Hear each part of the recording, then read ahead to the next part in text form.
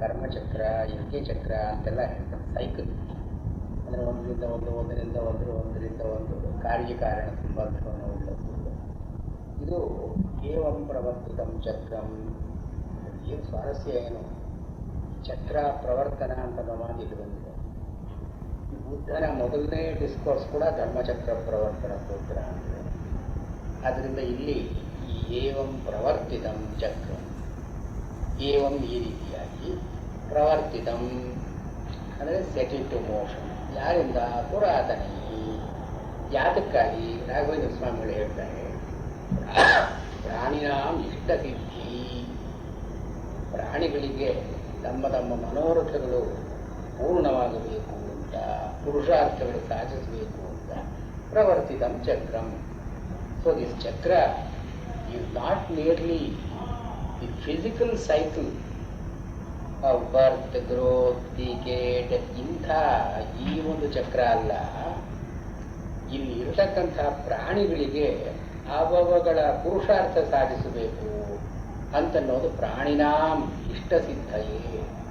ಅಂದರೆ ಇರೋ ಪ್ರಾಣಿಗಳಿಗೆ ಅನುಕೂಲವಾಗಬೇಕು ಅಂತ ಚಕ್ರ. ಅಂದರೆ ದಿಸ್ ಎನ್ ಎಬ್ಸ್ಟ್ರಾಕ್ಟ್ ಚಕ್ರ.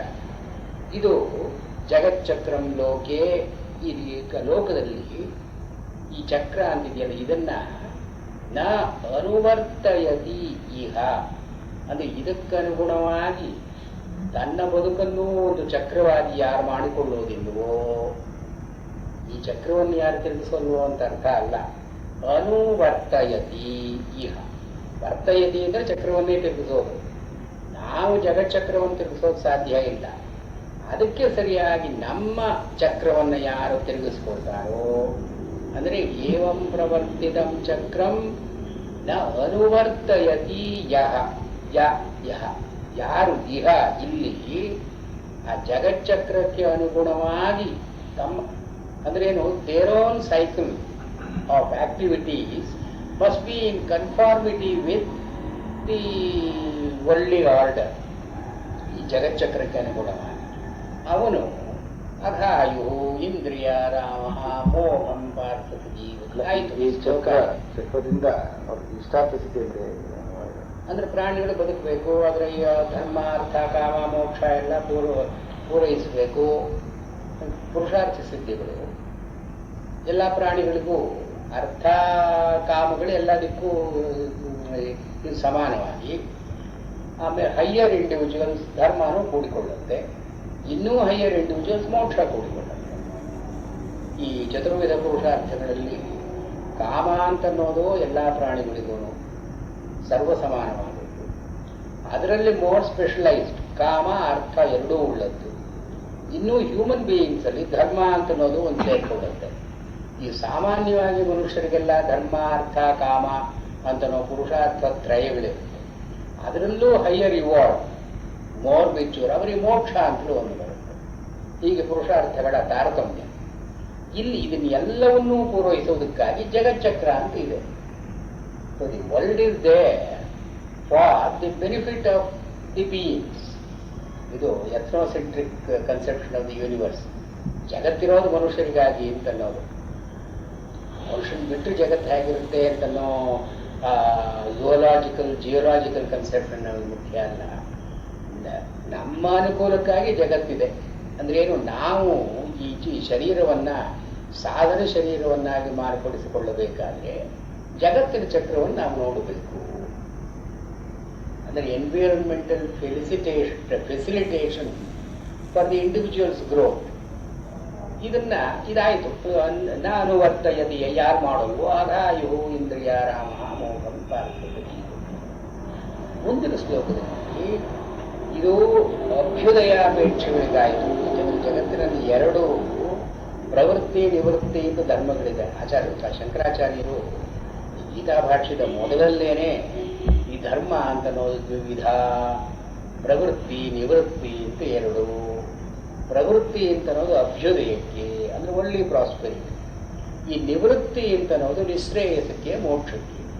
ಇಲ್ಲಿ ಜಗಚ್ಚಕ್ರ ಅಂತ ಯಾರು ಹೇಳ್ತಾ ಏನನ್ನು ಹೇಳಿದೆಯೋ ಇದು ಅಘಾಯು ಇಂದ್ರಿಯ ರಾಮ ಮೋಹಂ ಪಾರ್ಥಕ ಜೀವಿಗೆ. ಆದ್ರಿಂದ ಅವನು ಈ ಜಗಚ್ಚಕ್ರವನ್ನು ಅನುವರ್ತನೆ ಮಾಡಲೇಬೇಕು.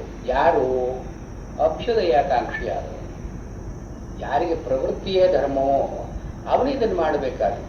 ನಿವೃತ್ತಿ ಧರ್ಮ ಇರುವವರಿಗೋ, ಅದರ ನಿಶ್ರೇಯಸವನ್ನೇ ಯಾರು ಬಯಸ್ತಾರೋ ಅವರಿಗೋ ಅಂದರೆ ಯಸ್ತ್ವಾತ್ಮರತಿರೇವ ಸ್ಯಾದ್ ಆತ್ಮತೃಪ್ತಶ್ಚ ಮಾನವಃ ಆತ್ಮನ್ಯೇವ ಚ ಸಂತುಷ್ಟಸ್ತಸ್ಯ ಕಾರ್ಯಂ ನ ವಿದ್ಯತೆ.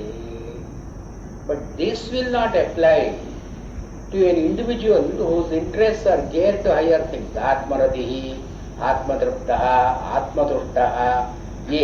ಅಂದರೆ ನಿಶ್ರೇಯಸಕ್ಕಾಗಿಯೇ ಯಾರು ತಮ್ಮ ನಿವೃತ್ತಿ ಧರ್ಮವನ್ನು ಹಿಡಿದಿದ್ದಾರೋ ಮತ್ತು ಆತ್ಮಪ್ರಾಪ್ತಿಯಲ್ಲೇ ಆತ್ಮಾವಲೋಕನದಲ್ಲೇ ಯಾರಿಗೆ ರುಚಿ ಇದೆಯೋ, ಅಂದರೆ those whose attentions are turned out inward, ಒಳಗೆ ಯಾರ ದೃಷ್ಟಿ ಹರಿದಿದೆಯೋ ಅವರ ಕರ್ಮ ಮಾಡಬೇಕು ಅಂತ ಇಲ್ಲ. ಅವರಿಗೆ ಈ ಜಗಚ್ಚಕ್ರ ಅಂತ ನಾವು ಕಾನ್ಸೆಪ್ಟ್ ಅನ್ವಯಿಸೋಲ್ಲ. ಆ ಜಗಚ್ಚಕ್ರವನ್ನು ಅನುವರ್ತನೆ ಮಾಡಬೇಕಾಗಿಲ್ಲ. ಆ ತೂ ಅಂತ ಪದ ನೋಡಿ, ಆ ತೂ ಅಂತ ಪದ ವ್ಯಾವೃತ್ಯರ್ಥಂ, ಪೂರ್ವೋಕ್ತ ವ್ಯಾವೃತ್ಯರ್ಥಂ, ಹಿಂದೆ ಹೇಳಿದ್ದನ್ನ ವಿಂಗಡಿಸಿ ಬೇರೆ ಹೇಳೋದಕ್ಕಾಗಿ ಯಹ ತೂ ಯಾರಾದರೋ, ಪಟ್ ಅಂತನೋ ಅರ್ಥ, ಹವೆವರ್ ಅಂತನೋ ಅರ್ಥ. ಯಹ ಆತ್ಮರತಿ, ಇಲ್ಲಿ ರತಿ ಅಂತನ್ನೋದು ಆಭಿಮುಖ್ಯ ಬರಹ ಅಂತ ಶಂಕರಾಚಾರ್ಯರು ಆಭಿಮುಖ್ಯ ಬರಹ. ರತಿ ಅಂದರೆ taking delight in, having pleasure from ಅಂತ ಅರ್ಥ.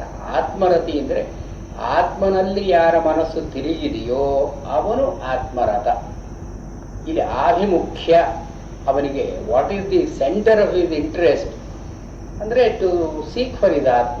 ತನ್ನಲ್ಲಿ ಯಾರು ತೊಡಗಿಸಿಕೊಂಡಿದ್ದಾನೋ ತನ್ನನ್ನ, ಆತ್ಮರತಿ ಏವ ಅಂದ್ರೆ ಏನು, ವಿಷಯಗಳ ಕಡೆ ರತಿ ಇಲ್ಲ ಅವನಿಗೆ. ಇಂದ್ರಿಯ ರತಿ ಮುಖ್ಯ ಅಲ್ಲ, ಆತ್ಮರತಿ ಅಂತನ್ನೋದು ಮುಖ್ಯ. ಇಂದ್ರಿಯ ರೀತಿ ಇವರಿಗೆ ಅಭ್ಯುದಯಾಕಾಂಕ್ಷಿಗಳಿಗೆ ಬೇಕು ಇದು. ಅದು ಇವನಿಗೆ ನಿವೃತ್ತಿಪರನಾದವನಿಗೆ, ನಿಶ್ರೇಯಸವನ್ನೇ ಬಯಸುವವನಿಗೆ ಹೊರಗಡೆ ಪ್ರಪಂಚ ಬೇಕಾಗಿಲ್ಲ. It matters little. ಅವನಿಗೆ ಆತ್ಮರತಿ ಇತ್ಯಾದಿಯಾಗೆಲ್ಲ ಆತ್ಮ ಆತ್ಮ ಅಂತಲೇ ಬರುತ್ತೆ. ಆತ್ಮರತಿ, ಆತ್ಮತೃಪ್ತ, ಆತ್ಮತುಷ್ಟ. ತಸ್ಯ ಕಾರ್ಯಂ ನ ವಿದ್ಯತೆ, ಅವನು ಮಾಡಬೇಕಾದ ಕೆಲಸ ಅಂತ ಇಲ್ಲ. ಕಾರ್ಯ ಅಂದರೆ ಅನುಷ್ಠೇಯಂ, ಕರ್ತವ್ಯಂ, ಕರ್ಮ, ಅವನು ಮಾಡಲೇಬೇಕು. ಇಲ್ಲಿ ಈ ಕನೆಕ್ಷನ್ನಲ್ಲಿ ಹಿಂದಿಂದಕ್ಕೆ ಒಂದು ಸ್ವಲ್ಪ ಕಾಂಟ್ರಡಿಕ್ಷನ್ ಇದೆ. ಅಲ್ಲಿ ಏನು ಹೇಳ್ತಾರೆ, ನಹಿಜಾತು ತಿಷ್ಠತಿ ಅಕರ್ಮಕೃತ್ ಕಷ್ಟ. ಒಂದು ಗಳಿಗೆಯಾದರೂ ಕೆಲಸ ಮಾಡದೇ ಇರೋದು ಸಾಧ್ಯ ಇಲ್ಲ. ಅದು ಇಲ್ಲಿ ತಸ್ಯ ಕಾರ್ಯಂ ನ ವಿದ್ಯತೆ, ಅವನು ಮಾಡಬೇಕಾದ ಕೆಲಸವೇ ಇಲ್ಲ. ಅದು ಏನರ್ಥ, ಅವನು ಕೆಲಸ ಮಾಡದೇ ಇರೋದು ಹೇಗೆ ಸಾಧ್ಯ? ಅದು ಇಲ್ಲಿ ಎಲ್ಲವೂ ಕೂಡ ಕರ್ಮ ಕಾರ್ಯ ಅಂತನ್ನೋ ಮಾತು ಬಂದದ್ದು ಮೀಮಾಂಸಕರು ಹೇಳೋ ಕರ್ಮಕಾರ ಅಂದ್ರೆ ಏನು, ನಿತ್ಯ ನೈಮಿತ್ತಿಕ ಕರ್ಮಗಳು.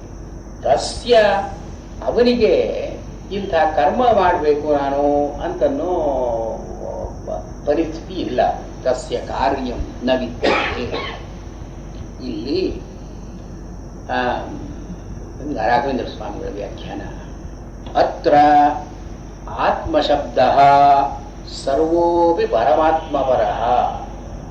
ಇಲ್ಲಿ ಆತ್ಮರತಿ, ಆತ್ಮತೃಪ್ತ, ಆತ್ಮತುಷ್ಟ ಅಂತ ನಾವು ಮೂರು ಮಾತು ಬರುತ್ತಲ್ಲ, ಸರ್ವೋಪಿ ಇಲ್ಲಿ ಎಲ್ಲದರಲ್ಲಿಯೂ ಕೂಡ ಆತ್ಮ ಅಂದ್ರೆ ಪರಮಾತ್ಮ ಪರಃ, ಪರಮಾತ್ಮ ಅಂತನ್ನೋ ಅರ್ಥವನ್ನು ಹೇಳಿ ನಾವು ಪರಮಾತ್ಮರತಿ, ಪರಮಾತ್ಮ ತೃಪ್ತ, ಪರಮಾತ್ಮ ಸಂತುಷ್ಟ ಅಂತನ್ನೋ ಅರ್ಥವನ್ನು ಮಾಡಬೇಕು.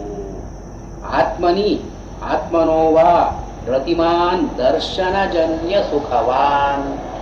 ಇಲ್ಲಿ ಮಧ್ವಾಚಾರ್ಯರು ಹೇಳಿದ್ದನ್ನ ಇಲ್ಲಿ ಅವರು ಫಾಲೋ ಮಾಡ್ತಾರೆ. ಮಧ್ವಾಚಾರ್ಯರು ಇಲ್ಲಿ ಆತ್ಮ ಅಂತನ್ನೋ ಮಾತಿಗೆ ರತಿ, ತೃಪ್ತ, ಸಂತುಷ್ಟ ಅಂತ ಮೂರು ಪದಗಳನ್ನು ಉಪಯೋಗಿಸಿದ್ದಾರೆ. ಸಾಮಾನ್ಯವಾಗಿ ಏನು ಹೇಳ್ತಾರೆ, ಸಂತೋಷ, ತೃಪ್ತಿರಾಪೂರ್ತಿ, ಪ್ರೀತಿ, ಪರ್ಯಾಯವಾಚಕ. ಎಲ್ಲ ಪರ್ಯಾಯವಾಚಕಗಳು.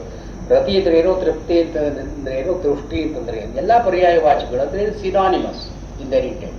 ಬಟ್ ಇಲ್ಲಿ ಮೂರನ್ನು ಬಳಸಿದ್ದಾರಲ್ಲ ಪ್ರತ್ಯೇಕವಾಗಿ ಅಂದ್ರೆ ಮೂರಕ್ಕೆ ಬೇರೆ ಅರ್ಥಗಳಿದೆ. ಇಲ್ಲಿ ಪರ್ಯಾಯವಾಚಕ ಅಲ್ಲ. ಸಾಮಾನ್ಯವಾಗಿ ಲೌಕಿಕವಾಗಿ ವ್ಯವಹಾರದಲ್ಲಿ ರತಿ ತೃಪ್ತಿ ತುಷ್ಟಿ ಅಂತ ಒಂದು 3 ಪರ್ಯಾಯವಾಚಕ. ಅದು ಇಲ್ಲಿ ಏನು ಹೇಳ್ತಾರೆ, ರಮಣಂ ಪರದರ್ಶನಾದಿ ನಿಮಿತ್ತಂ ಸುಖಂ. ಈ ರತಿ ಅನ್ನೋದು it's A delight which is absorbing. Ramana ಅಂದ್ರೆ ಎಂಜಾಯ್.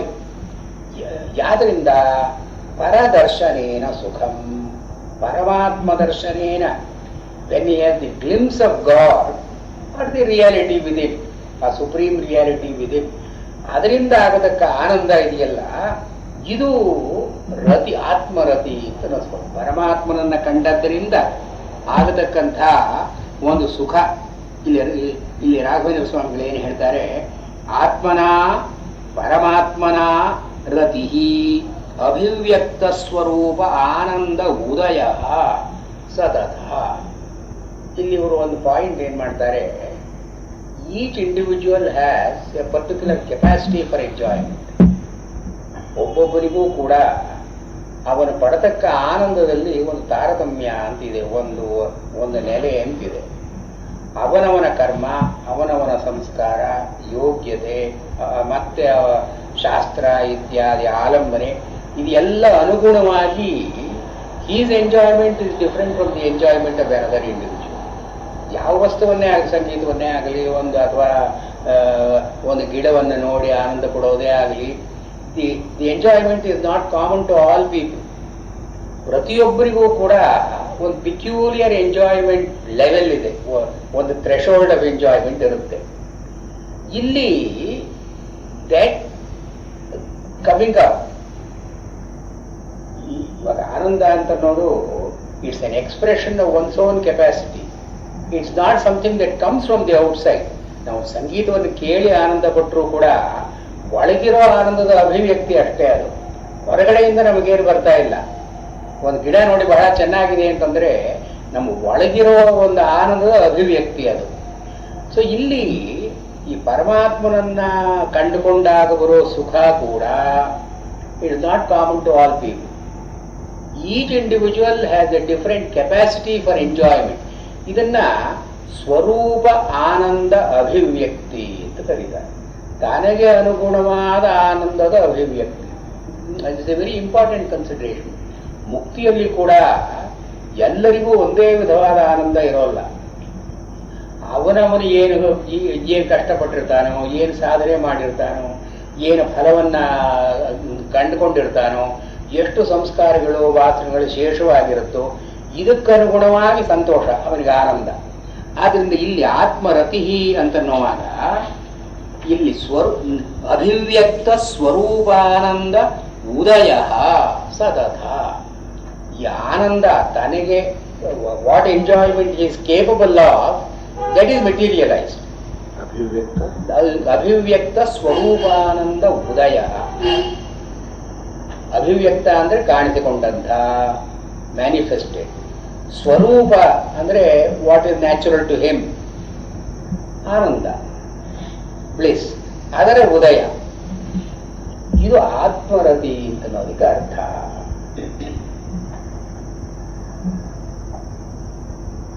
ಆಮೇಲೆ ಆತ್ಮತೃಪ್ತ ಅಂತಿದೆ. ಇಲ್ಲಿ ಆತ್ಮನ ರತಿ, ಆತ್ಮರತಿ, ಆತ್ಮನ ಪರಮಾತ್ಮನಿಂದ ಯಾವ್ಯಾವುದು ಇವನಿಗೆ ಸಹಜವಾಗಿ ಆನಂದವೋ ಅದು ಕೊಡಲ್ಪಡುತ್ತೆ. ಸೊ ಪರಮಾತ್ಮ ಅವನಿಗೆ ಹೀ ಲೈಕ್ ಸೂರ್ಯೋ ಯಥಾ ಅಂತ ಹೇಳ್ತಾರೆ. ಅವನು ಸೂರ್ಯ ಇದ್ದ ಹಾಗೆ. ಅವನು he does not give the light, he gives the light common to all people, but each individual will profit by that light according to his capacity. ಒಂದು ಗಿಡಕ್ಕೆ ಆ ಸೂರ್ಯನ ಬೆಳಕು ಒಂದು ಕೆಲಸ ಮಾಡುತ್ತೆ, ಇನ್ನೊಂದಕ್ಕೆ ಇನ್ನೊಂದು ಕೆಲಸ ಮಾಡುತ್ತೆ, ನೀರಿಗೆ ಇನ್ನೊಂದು ಕೆಲಸ ಮಾಡುತ್ತೆ, ಒಬ್ಬ ಮನುಷ್ಯನಿಗೆ ಒಂದು ಥರ, ಇನ್ನೊಬ್ಬ ಮನುಷ್ಯನಿಗೆ ಇನ್ನೊಂದು. ಹೀಗೆ ಆ ದೇವರನ್ನು ಕಂಡುಕೊಂಡಾಗ ಕೂಡ ಈ ವ್ಯಕ್ತಿಗೆ ಯಾವ ಆನಂದ ಬೇಕೋ ಆ ಆನಂದ ಸಿಗುತ್ತೆ. ಆದ್ದರಿಂದ ಇದನ್ನು ಆತ್ಮನ ರತಿ, ಪರಮಾತ್ಮನಿಂದ ಪಡೆದುಕೊಂಡಂಥ ಆನಂದ ಅಂದ್ರೆ ತನ್ನ ಯೋಗ್ಯತೆ ಇದ್ದ ಆನಂದ. It materialises on his side. ಅವನು ನೋಡಿದ ತಕ್ಷಣ ಈ ಆನಂದ ಬರುತ್ತೆ.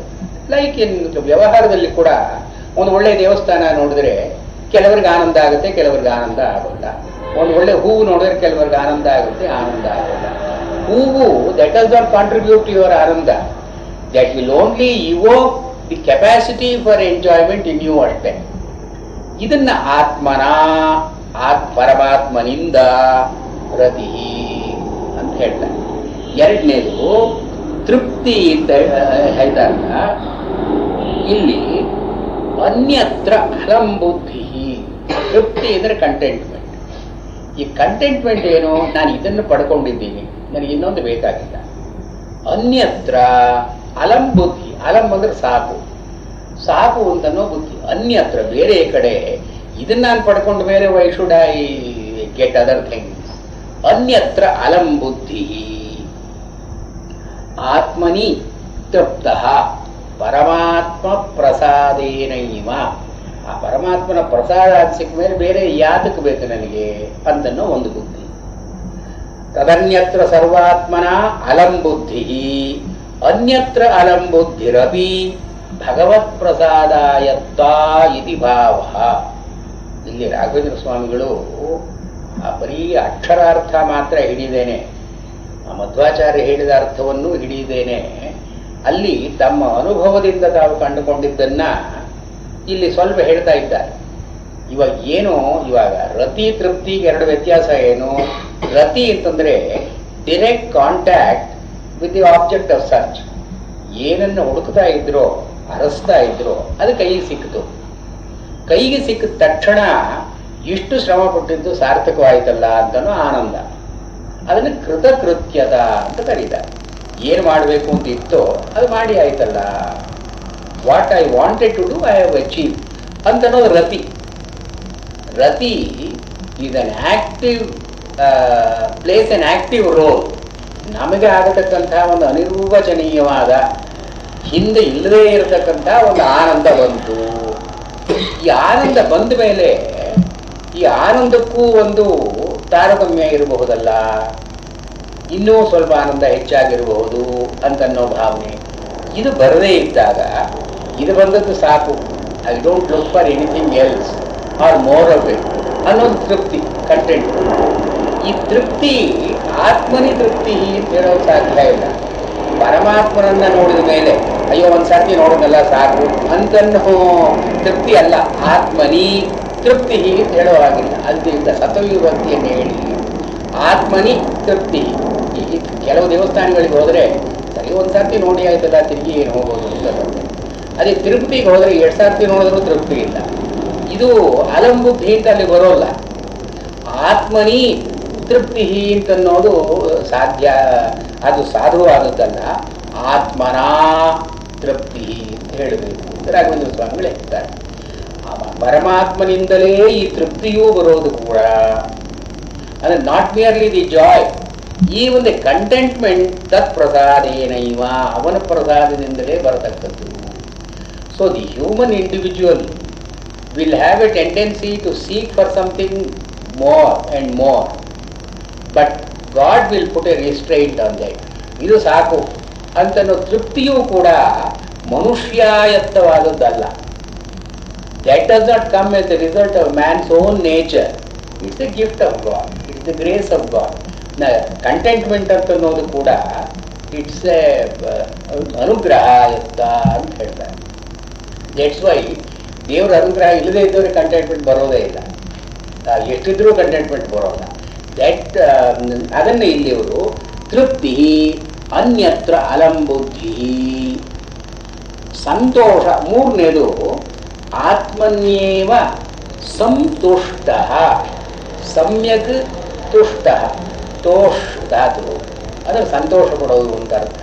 ಇಲ್ಲಿ ಸಂತೋಷ ತಜ್ಜನಕಂ ಸುಖಂ ತಸ್ಯ ನ ಕಿಮಪಿ ಅನ್ಯತ್ ಸಂತೋಷ ಕಾರಣಂ ಅಂತ ಮಧ್ವಾಚಾರ್ಯ ಹೇಳಿರೋದನ್ನು ಇಲ್ಲಿ ಅವರು ಉದ್ಧರಿಸಿ, ಈ ಆತ್ಮನಲ್ಲಿ ಇರತಕ್ಕ ಸಂತೋಷ ಬೇರೆ ಯಾವುದರಿಂದಲೂ ಆಗತಕ್ಕದ್ದಲ್ಲ, ಬೈ ನೋ ಆಲ್ಟರ್ನೇಟಿವ್. ಇದು ಆತ್ಮನ್ನೇವ ಸಂತುಷ್ಟಿ ನ ಅನ್ಯತ್ರ. ಈ ಕಂಟೆಂಟ್ಮೆಂಟ್ ಆಗಲಿ, ಈ ಹ್ಯಾಪಿನೆಸ್ ಆಗಲಿ ಬೇರೆ ಎಲ್ಲಿಂದಲೂ ಬರತಕ್ಕದ್ದಲ್ಲ, ಇಲ್ಲಿಂದಲೇ ಬರತಕ್ಕದ್ದು. ಇದು ಆತ್ಮನ್ಯೇವ. ಏವಕಾರ ಅಂದರೆ ಅವಧಾರಣ ಅಂತ. ಏವಕಾರಕ್ಕಿದು ಸಂತುಷ್ಟ ತಸ್ಯ ಕಾರ್ಯಂ ನ ವಿದ್ಯತೆ. ಕಾರ್ಯಂ ಅನ್ನೋದನ್ನ ಶಾಸ್ತ್ರಚೋದಿತಂ ಕರ್ಮ, the actions enjoyed by the scriptures. ಶಾಸ್ತ್ರಗಳು ಹೇಳುವಂತಹ ಕರ್ಮ ಇವನಿಗಿಲ್ಲ. ಅದಕ್ಕೆ ಇವರು ಒಂದು ಸ್ವಲ್ಪ ಈ ಟೇಕ್ಸ್ ಎ ಕಾಮನ್ ಇಲ್ಲಿ ಇದು ಯಾರು ಮಾನವ ಅಂತ ಹೇಳ್ತಾರೆ. ಆತ್ಮತೃಪ್ತಶ್ಚ ಮಾನವ. ಇಲ್ಲಿ ಮಾನವ ಅಂತನ್ನೋ ಮಾತಿಗೆ ವಿಶೇಷ ಅರ್ಥ ಇದೆ. ಮನ ಅವಬೋಧನೆ ಅಂತನ್ನೋ ಧಾತು ಮನದ ತಿಳ್ಕೊಂಡು, ಮಾನವ ಅಂತನ್ನೋ ಮಾತಿಗೆ ಜ್ಞಾನಿ ಅಂತ ಅರ್ಥ. ಜ್ಞಾನಿಯಾದವನಿಗೆ ಈ ಕರ್ಮಗಳು ಮಾಡಿ ಏನೂ ಮಾಡಬೇಕಾಗಿಲ್ಲ ಅಂಥೇಳಿ ಇದರ ಅರ್ಥ ಅಂತೇಳಿ ರಾಘವೇಂದ್ರ ಸ್ವಾಮಿಗಳು ಏವಂ ರೂಪಃ ತಸ್ಯ ಕಾರ್ಯಂ ಕರ್ತವ್ಯಂ ಸಂಧ್ಯಾವಂದನಾದಿಕಂ ಕಿಮಪಿ ಕರ್ಮ ನ ವಿದ್ಯತೆ. ಜ್ಞಾನಿಯಾದವರು ಸಂಧ್ಯಾವಂದನೆಯನ್ನೂ ಮಾಡಬೇಕಾಗಿಲ್ಲ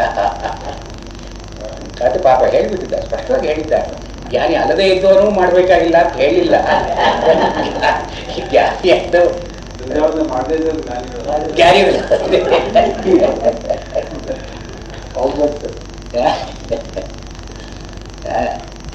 ಕಾರ್ಯಂ ಕರ್ತವ್ಯಂ ಸಂಧ್ಯಾವಂದನಾದಿಕಂ ಕಿಮಪಿ ನ. ಸರಿ. ಆಮೇಲೆ ನೈವ ತಸ್ಯ ಕೃತೇನಾರ್ಥೋ ನ ಕೃತೇನೇಹ ಕಶ್ಚನ ನ ಚಾಸ್ಯ ಸರ್ವಭೂತೇಷು ಕಶ್ಚಿದರ್ಥವ್ಯಪಾಶ್ರಯಃ. ತಸ್ಯ ಆ ಜ್ಞಾನಿಯಾದವನಿಗೆ, ಆ ಅಪರೋಕ್ಷ ಜ್ಞಾನಿಯಾದವನಿಗೆ ಕೃತೇನ ಅರ್ಥ ನ, ಅವನು ಮಾಡಿದ್ದರಿಂದ ಅವನಿಗೆ ಆಗಬೇಕಾದ ಪ್ರಯೋಜನ ಏನೂ ಇಲ್ಲ. ಅವನು ಯಾವುದೋ ಒಂದು ಶಾಸ್ತ್ರ ಇದನ್ನು ಮಾಡು ಅದನ್ನು ಮಾಡು ಅಂತ ಹೇಳುತ್ತೆ, ಅದನ್ನು ಮಾಡಿ ಇವನಿಗೆ ಆಗಬೇಕಾದ ಏನಿಲ್ಲ. ಯಾಕೆಂದ್ರೆ ಇವನು ಪಡ್ಕೊಂಡಿದ್ದನ್ನ the got the highest. Why should I bother about the intermediary benefits. ಅದರಿಂದ ಕೃತೇನ ಅರ್ಥ ನ ಏವ, ಅವನಿಗೆ ಆಗಬೇಕಾದದ್ದು ಏನಿಲ್ಲ. ಅಥವಾ ನ ಕೃತೇನ ಹಾನಿ, ಅವನು ಮಾಡಲಿಲ್ಲ ಅನ್ನೋ ಒಂದು ಪ್ರತ್ಯವಾಯವೂ ಬರೋ ಹಾಗಿಲ್ಲ. ಮಾಡಿದ್ರಿಂದ ಪ್ರಯೋಜನ ಇಲ್ಲ, ಮಾಡದೇ ಇದ್ದರಿಂದ ಪ್ರತ್ಯವಾಯ ಅಂತ ಇಲ್ಲ, ಅವನಿಗೆ ಒಂದು ಹಾನಿಯೂ ಇಲ್ಲ. ನಚ ಅಸ್ಯ ಸರ್ವಭೂತೇಷು ಕಶ್ಚಿತ್ ಅರ್ಥವ್ಯಪಾಶ್ರಯ, ಅವನಿಗೆ ಜಗತ್ತಿನ ಯಾರಿಂದಲೂ ಏನೂ ಆಗಬೇಕಾದದ್ದಿಲ್ಲ. Is completely not obliged to anybody. ಕಶ್ಚಿತ್ ಅರ್ಥವ್ಯಪಾಶ್ರಯ ಅಂತ ಇದನ್ನ ಜ್ಞಾನಿ ಹೇಳಿ, ಇಲ್ಲಿ ಒಂದನ್ನ ಅಭ್ಯುದಯಾಕಾಂಕ್ಷಿಗಳು ಅವರಿಗೆ ಜಗಚ್ಚಕ್ರ ಅಂತ ತೋರಿಸಿದ್ರು. ಹೊರಗಡೆ ಒಂದು ಸೈಕಲ್ ಇದೆ, human life also is a cycle. The two cycles must be in tune with each other. ಈ ಜಗಚ್ಚಕ್ರದ ಜೊತೆ ನಾವು ಸೇರಿಕೊಂಡು ಹೋಗಬೇಕು. ಆದರೆ this does not apply to the jnani. ಅವನ ನಿವೃತ್ತಿಪರನಾದವನಿಗೆ, ನಿಶ್ರೇಯಸವನ್ನೇ ಹುಡುಕೋನಿಗೆ ಈ ಜಗಚ್ಚಕ್ರದ ಸಂಬಂಧ ಇಲ್ಲ. ಜಗಚ್ಚಕ್ರ is totally irrelevant to him. ಆದರೆ ನೀನು ತಸ್ಮಾದಸಕ್ತ ಸತತಂ ಕಾರ್ಯಂ ಕರ್ಮ ಸಮಾಚರ ಅಸಕ್ತೋ ಹ್ಯಾಚರನ್ ಕರ್ಮ ಪರಮಾಪ್ನೋತಿ ಪೂರುಷಃ. ತಸ್ಮಾತ್ therefore ಅಸಕ್ತಃ ಫಲಸಂಗೇನ ವರ್ಜಿತಃ. ಕೆಲಸವನ್ನು ಮಾಡಿ ಅದರ ಫಲ ಇಂಥದ್ದು ಅಂತ ಬಯಸಿ ಅದರ ಜೊತೆ ಇವನ ಸ್ನೇಹವನ್ನು ಇಟ್ಕೊಳ್ಳೋದನ್ನು ಬಿಟ್ಟು ಅಸಕ್ತಃ ಸತತಂ ಕಾರ್ಯಂ ಕರ್ಮ ಸಮಾಚರ. ಸತತಂ ಅದು ಸರ್ವಾವಸ್ಥಾಸು, ಅದು ಎಲ್ಲ ಆಶ್ರಮಗಳಲ್ಲಿಯೂ ಎಲ್ಲ ಅವಸ್ಥೆಗಳಲ್ಲಿಯೂ ವಿಹಿತಂ ಕರ್ಮ, ಕಾರ್ಯಂ ಅಂತನ್ನೋ ಮಾತಿಗೆ ವಿಹಿತಂ, ನಿನ್ನ ಪಾಲಿಗೆ ಬಂದಂತಹ ಕರ್ಮವನ್ನು ನೀನು ಮಾಡು. ರಾಘವೇಂದ್ರ ಸ್ವಾಮಿಗಳು ಹಿಂದೆ ಹೇಳಿದ್ದಾರೆ, ಅದು ಏನು ಪಾಲಿಗೆ ಬಂದದ್ದು ಅಂತಂದರೆ ಯಜ್ಞದಾನ ತಪೋರೂಪ ತ್ರಿವಿಧ ಕರ್ಮಣ. ಯಜ್ಞ, ದಾನ, ತಪಸ್ಸು, ಇದು ಮೂರು ಎಲ್ಲರೂ ಮಾಡಬೇಕಾದದ್ದು. ಸರ್ವ ಗೃಹಸ್ಥಾನಾಂ ಇವ, ಎಲ್ಲ ಗೃಹಸ್ಥರು ಕೂಡ ಯಜ್ಞ, ಅತಿಥಿ ಯಜ್ಞ ಇತ್ಯಾದಿಯ ಪಂಚಯಜ್ಞಗಳೇನು ಹೇಳ್ತಾರೆ, ಭೂತಯಜ್ಞ, ಅತಿಥಿ ಯಜ್ಞ ಅಂಥದ್ದು, ಮತ್ತು ದಾನ ಸಂವಿಭಾಗ, ಮತ್ತು ತಪಸ್ಸು. ತಪಸ್ಸು ಅಂತ ಅನ್ನೋದನ್ನ ಅಧ್ಯಯನ ಅಂತ ಹೇಳ್ತಾರೆ. ಸ್ವಾಧ್ಯಾಯೇವ ತಪಃ ತದ್ಧಿ ತಪಸ್ ತದ್ಧಿ ತಪಸ್ ತದ್ಧಿ ತಪಃ ಇತಿ ನಾಕೋ ಮೌದ್ಗಲ್ಯ. ಇದು ಶಾಸ್ತ್ರಾಭ್ಯಾಸ ಮಾಡೋದೇ ಒಂದು ತಪಸ್ಸು. ಹಾಗೆ ಇದು ಯಜ್ಞ, ದಾನ, ತಪ ಇದು ಮೂರನ್ನು ಮಾಡಲೇಬೇಕು. ಮತ್ತು ವಿದ್ಯಾದಾನ, ಅಭಯದಾನ, ಸ್ವಭೋಕ್ತವ್ಯ ಅನ್ನದಾನಸ್ಯ. ವಿದ್ಯಾದಾನವನ್ನು ಮಾಡ್ತಾ ಅಂದರೆ ತಾನು ತಿಳ್ಕೊಂಡಿದ್ದನ್ನು ಬೇರೆಯವರಿಗೆ ಮಾಡೋದು. ಮತ್ತು ಅಭಯದಾನ, ಬೇರೆಯವರ ತೊಂದರೆಯಲ್ಲಿದ್ದಾಗ ಅವರ ರಕ್ಷಣೆಗೆ ಬರುವುದು ಅಭಯದಾನ. ಮತ್ತು ಸ್ವಭೋಕ್ತವ್ಯ ಅನ್ನದಾನ, ತಾನು ತಿನ್ನತಕ್ಕಂತಹದನ್ನ ಬೇರೆಯವರ ಜೊತೆಗೂ ಕೂಡಿಕೊಂಡು ತಿನ್ನೋದು. ಇದು ಮೂರು. ಮತ್ತು ಅಧ್ಯಯನ, ಪ್ರವಚನ, ಧ್ಯಾನಾದಿರೂಪ.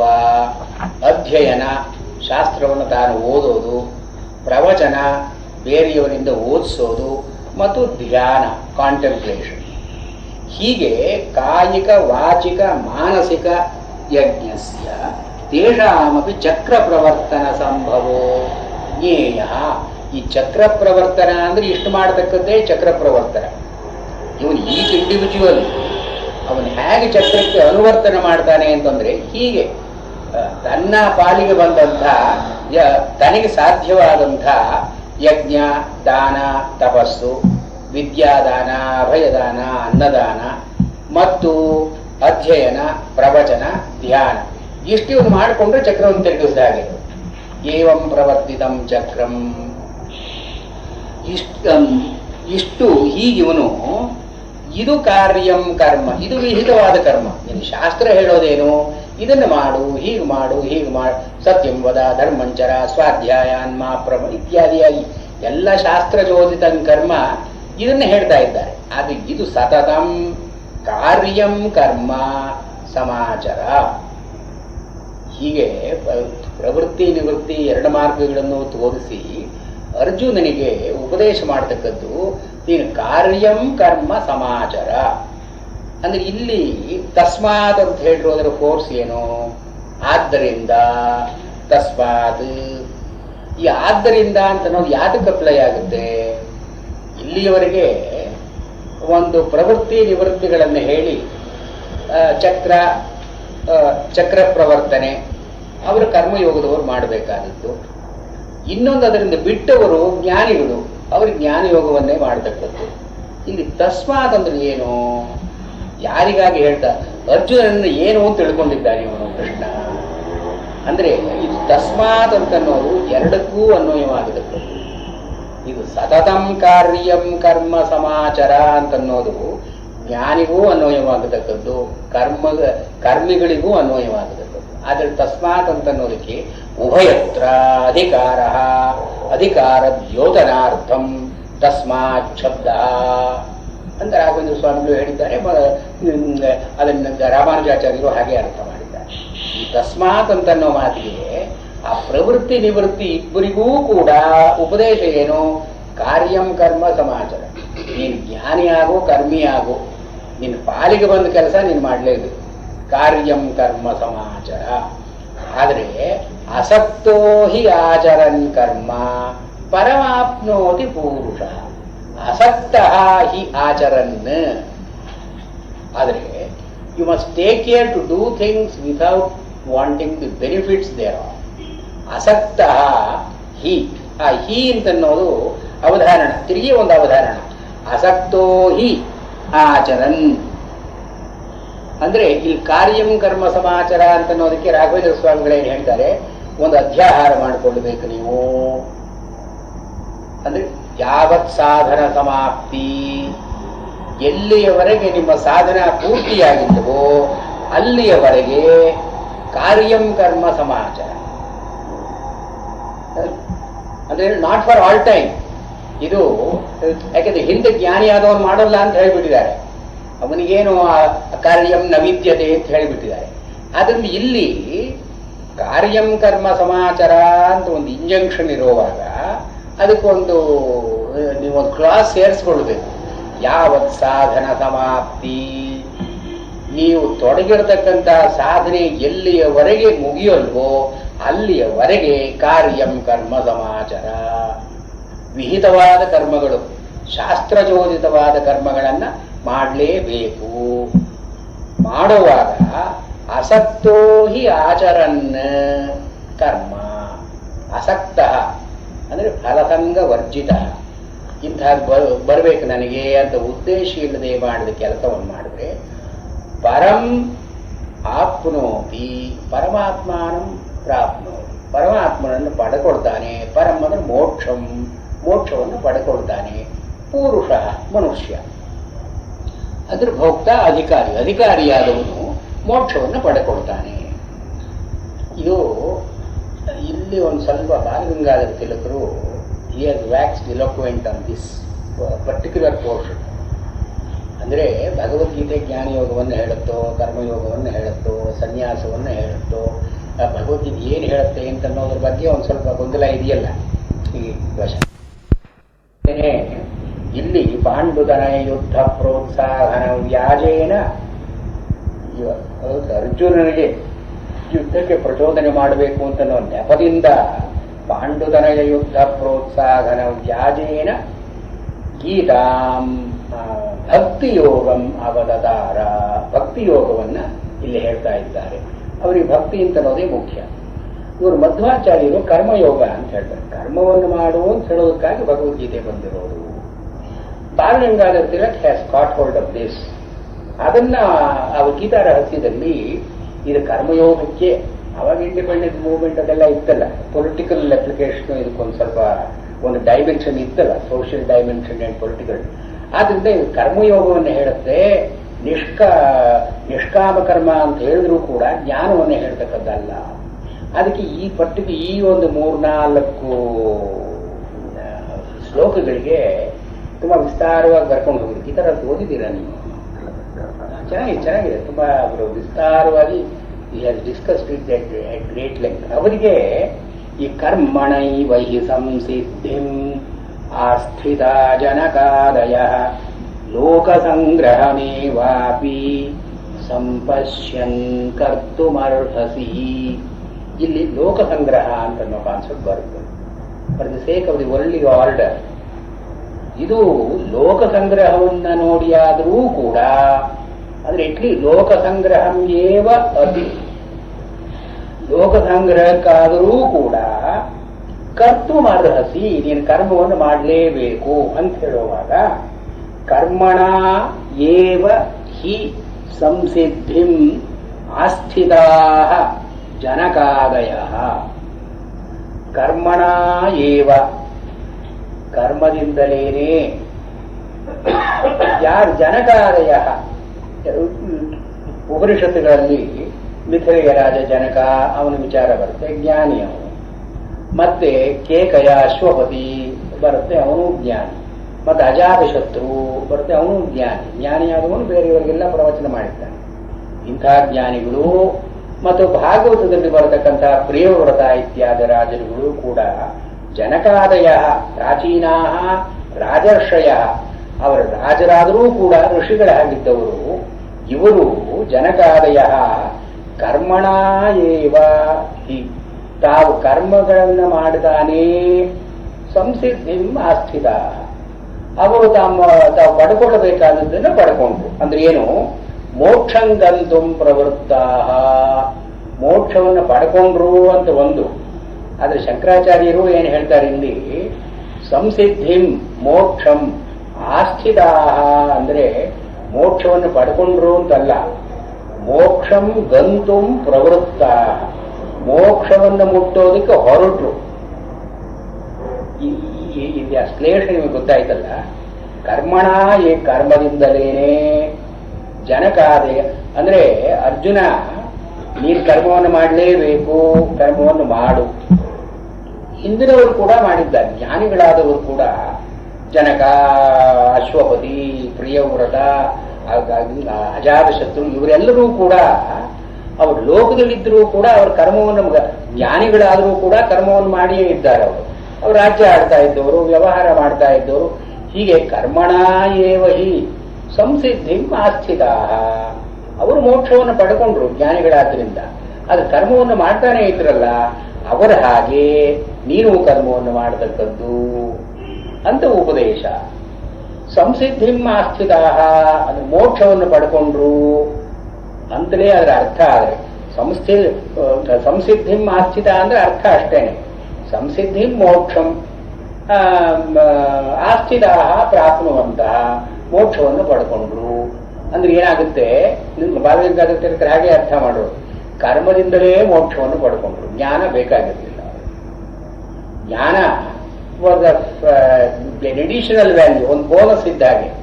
ಅವ್ರ ಕರ್ಮದಿಂದ ಮೋಕ್ಷ ಬಂದವರಿಗೆ ಕರ್ಮಣೈವ ಹಿ ಸಂಸಿದ್ಧಿಂ ಆಸ್ಥಿತ, ಕರ್ಮದಿಂದ ಮೋಕ್ಷವನ್ನು ಪಡ್ಕೊಂಡ್ರು ಅಂದ್ರೆ ಏನು? ನಿತ್ಯ ಅಂದ್ರೆ ಮೀಮಾಂಸಕರ ವಾದವೇ ಅದು. ನಿತ್ಯ ನೈಮಿತಿಕ ಕರ್ಮಗಳನ್ನು ಮಾಡ್ತಾ ಇದ್ರೆ ಅಭ್ಯುದಯ ನಿಶ್ರೇಯಸ ಎರಡೂ ಬರುತ್ತೆ ನಿಮಗೆ, ಇನ್ನೇನು ಮಾಡಬೇಕಾಗಿಲ್ಲ. ಜ್ಞಾನ ಅಂತನ್ನೋದು ಅರ್ಥವಾದ ಪ್ರಕಾರಣ ಅಷ್ಟೇ.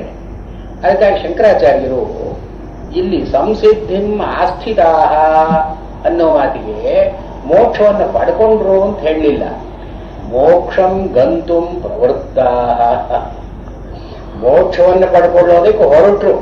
ಯಾಕೆಂದ್ರೆ ಜ್ಞಾನ ಇಲ್ಲದೆ ಮೋಕ್ಷ ಬರೋಲ್ಲ. ಅದರಿಂದ ಮೋಕ್ಷ ಬರೋದಕ್ಕೆ ಹೊರಟಾಗ ಕರ್ಮವನ್ನು ಮಾಡಿದ್ರು ಅಷ್ಟೇ ಅವರು. ಆದ್ರಿಂದ ಮೋಕ್ಷಂ ಗಂತುಂ ಪ್ರವೃತ್ತಾಹ. ಇಲ್ಲಿ ರಾಘವೇಂದ್ರ ಸ್ವಾಮಿಗಳು ಅವರು ಶಂಕರಾಚಾರ್ಯರು ಹೇಳಿದ್ದನ್ನು ಹೇಳಿದ್ದಾರೆ. ಇಲ್ಲಿ ಈ ಸ್ವಾರಸ್ಯ ನೀವು ನೋಡಬೇಕು. ರಾಘವೇಂದ್ರ ಸ್ವಾಮಿಗಳು ಮಾಧ್ವ ಮತದವರಿಗೆ ಬಹಳ ಅಚ್ಚುಮೆಚ್ಚಾದ ಗುರುಗಳಾದರೂ ಕೂಡ ಇಲ್ಲಿ ಬಹಳ ಕಡೆ ಶಂಕರಾಚಾರ್ಯರನ್ನೇ ಹೇಳಿದ್ದಾರೆ. ಈಗ ಅವರೇನು ಕನ್ವರ್ಟ್ ಆದವರಲ್ಲ, ಮಧ್ವಾಚಾರ್ಯ ಕನ್ವರ್ಟ್ ಆದವರು. ಇಲ್ಲ ಇಲ್ಲ ಇಲ್ಲ ಇಲ್ಲ, ರಾಘವೇಂದ್ರ ಸ್ವಾಮಿಗಳು ಕನ್ವರ್ಟ್ ಆದವರಲ್ಲ, ಮಧ್ವಾಚಾರ್ಯರು ಕನ್ವರ್ಟ್ ಆದವರು. ಮಧ್ವಾಚಾರ್ಯ ಅನ್ಸೋ ಹೋದೆ ಕನ್ವರ್ಟ್ ಫ್ರಮ್ ಅದ್ವೈತದಿಂದ ಮಧ್ವರು ಗುರು, ಅವರು ಅಚ್ಯುತ ಪ್ರೇಕ್ಷಕರು ಅಂತ ಅವರ ಅದ್ವೈತ ಗ್ರಂಥಗಳನ್ನೇ ಪಾಠ ಹೇಳಿದ್ದವರಿಗೆ. ಇಲ್ಲಿ ರಾಘವೇಂದ್ರ ಸ್ವಾಮಿಗಳು ವ್ಯಾಖ್ಯಾನ ನೋಡಿ. ಭಟ್ರು ನಮ್ಮನ್ನು ಭಟ್ರು ಇರ್ತಾರೆ, ಭಟ್ರು ಇರ್ತಾರೆ, ಅಡುಗೆ ಭಟ್ರು ಎಲ್ಲಿ ಆಚಾರ್ಯ ಅಡುಗೆ ಒಂದು ಆಗುತ್ತೆ. ಇಲ್ಲಿ ರಾಘವೇಂದ್ರ ಸ್ವಾಮಿಗಳ ಅರ್ಥ ಹೀಗೆ ಮಾಡ್ತಾರೆ, ಕರ್ಮಣೈವ ಹಿ ಸಂಸಿದ್ಧಿಂ ಆಸ್ಥಿತಾಃ. ಇಲ್ಲಿ ಕರ್ಮಣ ಏವ ಅಂತ ಬರುತ್ತೆ. ಈ ಕರ್ಮಣ ಅಂತನ್ನೋದು ತೃತೀಯ ವಿಭಕ್ತಿಯಲ್ಲಿದೆ. ವ್ಯಾಕರಣದಲ್ಲಿ ಅವರು ವ್ಯಾಕರಣ ಕೊಂಡಿದ್ದಾರೆ. ಈ ಕರ್ಮಣ ಅಂತನ್ನೋದು ಸಹಯೋಗೇ ತೃತೀಯ ಅಂತ ಒಂದು ಸೂತ್ರ ಇದೆ. ಕರ್ಮಣ ಅಂತ ಮಾತು ಬಂದಾಗ ಸಹಯೋಗೇ, ಇದರ ಜೊತೆಗೆ ಅಂತ ಅರ್ಥ. ಕರ್ಮಣ ಅಂದ್ರೆ ಕರ್ಮಣ ಸಹ ಇನ್ನೇನೋ ಇದೆ, ಕರ್ಮ ಒಂದೇ ಅಲ್ಲ. ಅಂದ್ರೆ ಕರ್ಮ ಎಲ್ಲೋನ್ ಅಂತ ಅರ್ಥ ಅಲ್ಲ. ಕರ್ಮಣೈವ ಹಿ ಅಂದ್ರೆ ಕರ್ಮದಿಂದಲೇ ಅಂತ ಅರ್ಥ ಅಲ್ಲ. ಏವ ಅಂತನ್ನೋದಕ್ಕೆ ಅವಧಾರಣೆಯಾಗಿ ಕೇವಲ ಅಂತನ್ನೋ ಅರ್ಥ ಬರೋಲ್ಲ. ಇದೊಂದು ಅವರ ಇದು. ಸಹಯೋಗೇ ತೃತೀಯ ಜನಕಾದಯೋ ಜನಕ ಪ್ರಿಯವ್ರತಾದಯೋ ಜ್ಞಾನಿನಃ ಕರ್ಮಣೈವ ಕರ್ಮಸಹಿತ ಏವ, ಕರ್ಮದ ಜೊತೆಗೇನೆ ಅವರು ಸಂಸಿದ್ಧಿ ಆಸ್ಥಿತ. ಕರ್ಮ ಒಂದರಿದ್ದರೆ ಅಂತಲ್ಲ. ಇಲ್ಲಿ ದಿ ಗ್ರೌಂಡ್ ಫಾರ್ ಬಾರ್ವಿಂಗಾದತ್ತಿರಕ್ಕೆ ಇಷ್ಟ. ಇಲ್ಲಿ ಕರ್ಮದಿಂದಲೇ ಅಂತ ಅರ್ಥ ಅಲ್ಲ, ಕರ್ಮದ ಜೊತೆಗೆ ಮೋಕ್ಷವನ್ನು ಪಡ್ಕೊಂಡ್ರು ಅಂದ್ರೆ ಏನು? ಕರ್ಮ ಕುರುವಂತ ಏವ ಸಂಸಿದ್ಧಿಂ ಸಂಪೂರ್ಣ ಮೋಕ್ಷಂ ಆಸ್ಥಿತಾಃ ಪ್ರಾಪ್ತಾಃ ಜ್ಞಾನ ಮಾತ್ರ ಮುಕ್ತಿ ಸಿದ್ಧೌ ಅಪಿ. ಇದು ಶಂಕರಾಚಾರ್ಯರ ಮಾತನ್ನೇ ಎತ್ತಿ ಹೇಳಿ. ಜ್ಞಾನ ಮಾತ್ರ ಮುಕ್ತಿ ಸಿದ್ಧೌ ಅಪಿ, ಜ್ಞಾನದಿಂದಲೇ ಮುಕ್ತಿ ಅಂತ ಸಿದ್ಧವಾಗಿರುವಾಗ ಕರ್ಮದಿಂದ ಇವರು ಮುಕ್ತಿ ಪಡ್ಕೊಂಡ್ರು ಅಂತ ಅನ್ನೋದು ಹೇಗೆ? ಕರ್ಮ ಮಾತ್ರ ಜ್ಞಾನ ಮಾತ್ರ ಮುಕ್ತಿ ಸಿದ್ಧೌ ತತ್ರ ಆನಂದಾತಿಶಯಾರ್ಥಂ ಕರ್ಮ ಕುರುವಂತಿ ಇತ್ಯರ್ಥ. ಜ್ಞಾನ ಒಂದರಿಂದಲೇ ಇವರಿಗೆ ಮುಕ್ತಿ ಸಾಧ್ಯ. ಆದರೆ ಆ ಮುಕ್ತಿಯಲ್ಲಿ ಆನಂದದ ಅನುಭವ ಅಂತ ಒಂದು ಬರಬೇಕಲ್ಲ. ಕರ್ಮವನ್ನು ಮಾಡಿದವರಿಗೆ ಆನಂದ ಹೆಚ್ಚು. ಕೇವಲ ಜ್ಞಾನಿಗಳಾದವರಿಗಿಂತ ಜ್ಞಾನದ ಜೊತೆಗೆ ಕರ್ಮವನ್ನೂ ಬಳಸ್ಕೊಂಡು, ಅದರಿಂದ ಕರ್ಮಣೈವ ಅಂತ ಅನ್ನೋದಕ್ಕೆ ಸಹಯೋಗೇ ತೃತೀಯ ಅಂತ ಅವರು ಹೇಳಿದರು. ಜ್ಞಾನದ ಜೊತೆಗೆ ಕರ್ಮವನ್ನು ಇವರು ಯೋಜಿಸಿಕೊಂಡಾಗ ಆಗ ಮುಕ್ತಿಯಲ್ಲಿ ಆನಂದ ಅಂತ ಹೆಚ್ಚು ಕುರುವಂತಿ. ತೃತೀಯಾಯಾಹ ಕರಣಾರ್ಥತ್ವೇಪಿ ಕರ್ಮಣ ಕರಣೇನ ಸಂಸಿದ್ಧಿಂ ಲಾಂಗಲೇನ ಜೀವಾಮಾ ಇತಿವತ್ ಜ್ಞಾನದ್ವಾರಕತ್ವಾಭಿಪ್ರೇಯಂ. ಅದೊಂದು ಎಕ್ಸಾಂಪಲ್ ಕೊಡ್ತಾರೆ. ಲಾಂಗಲಾತ್ ಜೀವಾಮ, ಲಾಂಗಲ ಅಂದ್ರೆ ನೇಗಿಲು. ಅವನು ಕೃಷಿಕ ರೈತ ಏನು ಹೇಳ್ತಾನೆ, ಲಾಂಗಲಾತ್ ಜೀವಾಮ, ನೇಗಿಲಿನಿಂದ ನಾವು ಬದುಕ್ತಾ ಇದ್ದೀವಿ. ನೇಗಿಲಿನಿಂದ ಬದುಕ್ತಾ ಇದ್ದೀವಿ ಅಂದ್ರೆ ನೇಗಿಲು ಇವನಿಗೆ ಏನು ಮಾಡ್ತಾ ಇಲ್ಲ. ನೇಗಿಲಿನಿಂದ ಅವನು ಉತ್ತು ಬೆಳೆಯನ್ನು ಬಿತ್ತು ಅದನ್ನು ಉಂಡು ಇವನು ಜೀವನ ಮಾಡ್ತಾ ಇದ್ದಾನೆ. ಈ ಲಾಂಗಲಾತ್ ಜೀವಾಮ ಅಂತನ್ನುವಾಗ ಸಹಯೋಗೇ ತೃತೀಯ. ಬರೀ ನೇಗಿಲು ಇಟ್ಕೊಂಡು ಇವನು ಬದುಕ್ತಾ ಇಲ್ಲ. ಇವನು ನೇಗಿಲಿನಿಂದ ಮಾಡಬೇಕಾದ ಕೆಲಸಗಳನ್ನೆಲ್ಲ ಮಾಡಿ, ಅಂದ್ರೆ ಕರ್ಮವನ್ನ ಮಾಡಿ ಅಂತಂದಾಗ ಏನರ್ಥ, ಇಲ್ಲಿ ಜ್ಞಾನದ್ವಾರಕತ್ವಾಭಿಪ್ರಾಯಂ ಕರಣತ್ವಂ ಇತಿ. ಕರ್ಮವನ್ನು ಮಾಡಿ ಜ್ಞಾನವನ್ನ ಸಂಪಾದನೆ ಮಾಡಿಕೊಂಡು ಮುಕ್ತಿಯನ್ನು ಪಡ್ಕೊಂಡ್ರು ಅಂತ ಹೇಳಬೇಕು ನಾವು. ಇಲ್ಲಿ ಕರ್ಮಣೈವ ಹಿ ಸಂಸಿದ್ಧಿಂ ಸ್ಥಿತಾ ಅಂತನ್ನುವ ಮಾತಿಗೆ ಕರ್ಮಗಳನ್ನು ಮಾಡಿ ಜ್ಞಾನವನ್ನು ಪಡ್ಕೊಂಡು ಅದರಿಂದ ಮುಕ್ತಿಯನ್ನು ಪಡ್ಕೊಂಡ್ರು ಅಂತ ಹೇಳತಕ್ಕದ್ದು ಅಭಿಪ್ರಾಯ. ಯದ್ವಾ ಸಂಸಿದ್ಧಿಂ ಜ್ಞಾನಂ ಕರ್ಮಣ ಪ್ರಾಪ್ತ ಇತ್ಯಭಿಪ್ರಾಯ. ಅವರು ಈ ಗೋಸ್ ಸ್ಟೆಪ್ ಫರ್ದರ್. ಇಲ್ಲಿ ಸಂಸಿದ್ಧಿ ಅಂತ ಅನ್ನೋದಕ್ಕೆ ಕೂಡ ಜ್ಞಾನ ಅಂತನೋ ಅರ್ಥ ಇದೆ. ಕರ್ಮಣೈವ ಹಿ ಸಂಸಿದ್ಧಿಂ ಆಸ್ಥಿತ ಅಂದ್ರೆ ಏನರ್ಥ, ಕರ್ಮಗಳನ್ನು ಮಾಡಿ ಜ್ಞಾನವನ್ನು ಪಡ್ಕೊಂಡ್ರು ಅಂತ ಅರ್ಥ ಆಗುತ್ತೆ. he is very loyal to Shankara's commentary here. ಇಲ್ಲಿ ಸಂಸಿದ್ಧಿಂ ಅನ್ನೋದು ಜ್ಞಾನ ಅಂತಲೇ ಅರ್ಥ. ಕರ್ಮಗಳನ್ನು ಮಾಡಿ ಜ್ಞಾನವನ್ನು ಪಡ್ಕೊಂಡ್ರು. ಜ್ಞಾನವನ್ನು ಪಡ್ಕೊಂಡ್ರೆ ಮುಕ್ತಿ ಇದ್ದದ್ದೇ. ಹೀಗೆ ಕರ್ಮಣೈವ ಹಿ ಸಂಸಿದ್ಧಿಂ ಆಸ್ಥಿತ ಜನಕಾದಯ. ಇಲ್ಲಿ ಕರ್ಮಣ ಅಂತನ್ನುವಾಗ ಕರ್ಮ ಸಹಿತ ಏವ, ಕರ್ಮವನ್ನು ಮಾಡಿ ಜ್ಞಾನವನ್ನು ಸಂಪಾದನೆ ಮಾಡಿಕೊಂಡು ಮುಕ್ತಿಯನ್ನು ಪಡ್ಕೊಂಡ್ರು. ಲೋಕ ಸಂಗ್ರಹಮೇವಾಪಿ ಸಂಪಶ್ಯನ್ ಕರ್ತುಮರ್ಹಸಿ. ಇದು ಕೇವಲ ಜ್ಞಾನಿಗಳ ಆಚಾರ ಅಂತ ಕರ್ಮವನ್ನು ಮಾಡತಕ್ಕದ್ದಲ್ಲ. He makes another point. ನ ಕೇವಲಂ ಜ್ಞಾನಿನಾಂ ಆಚಾರಾತ್ ಕರ್ಮ ಕರ್ತವ್ಯಂ ಕಿಂತು ಈಶ್ವರ ಪ್ರೀತಿ ದ್ವಾರ ಮುಕ್ತಿ ಹೇತು ಲೋಕ ಸಂಗ್ರಹಾರ್ಥತ್ವಾಚ ಕರ್ಮ ಕಾರ್ಯಂ ಇತ್ಯಾಹ. ಇದು ವೆರಿ ಎನ್ಲೈಟೆಂಡ್ ಸ್ಟ್ಯಾಂಡ್ ಇವತ್ತು.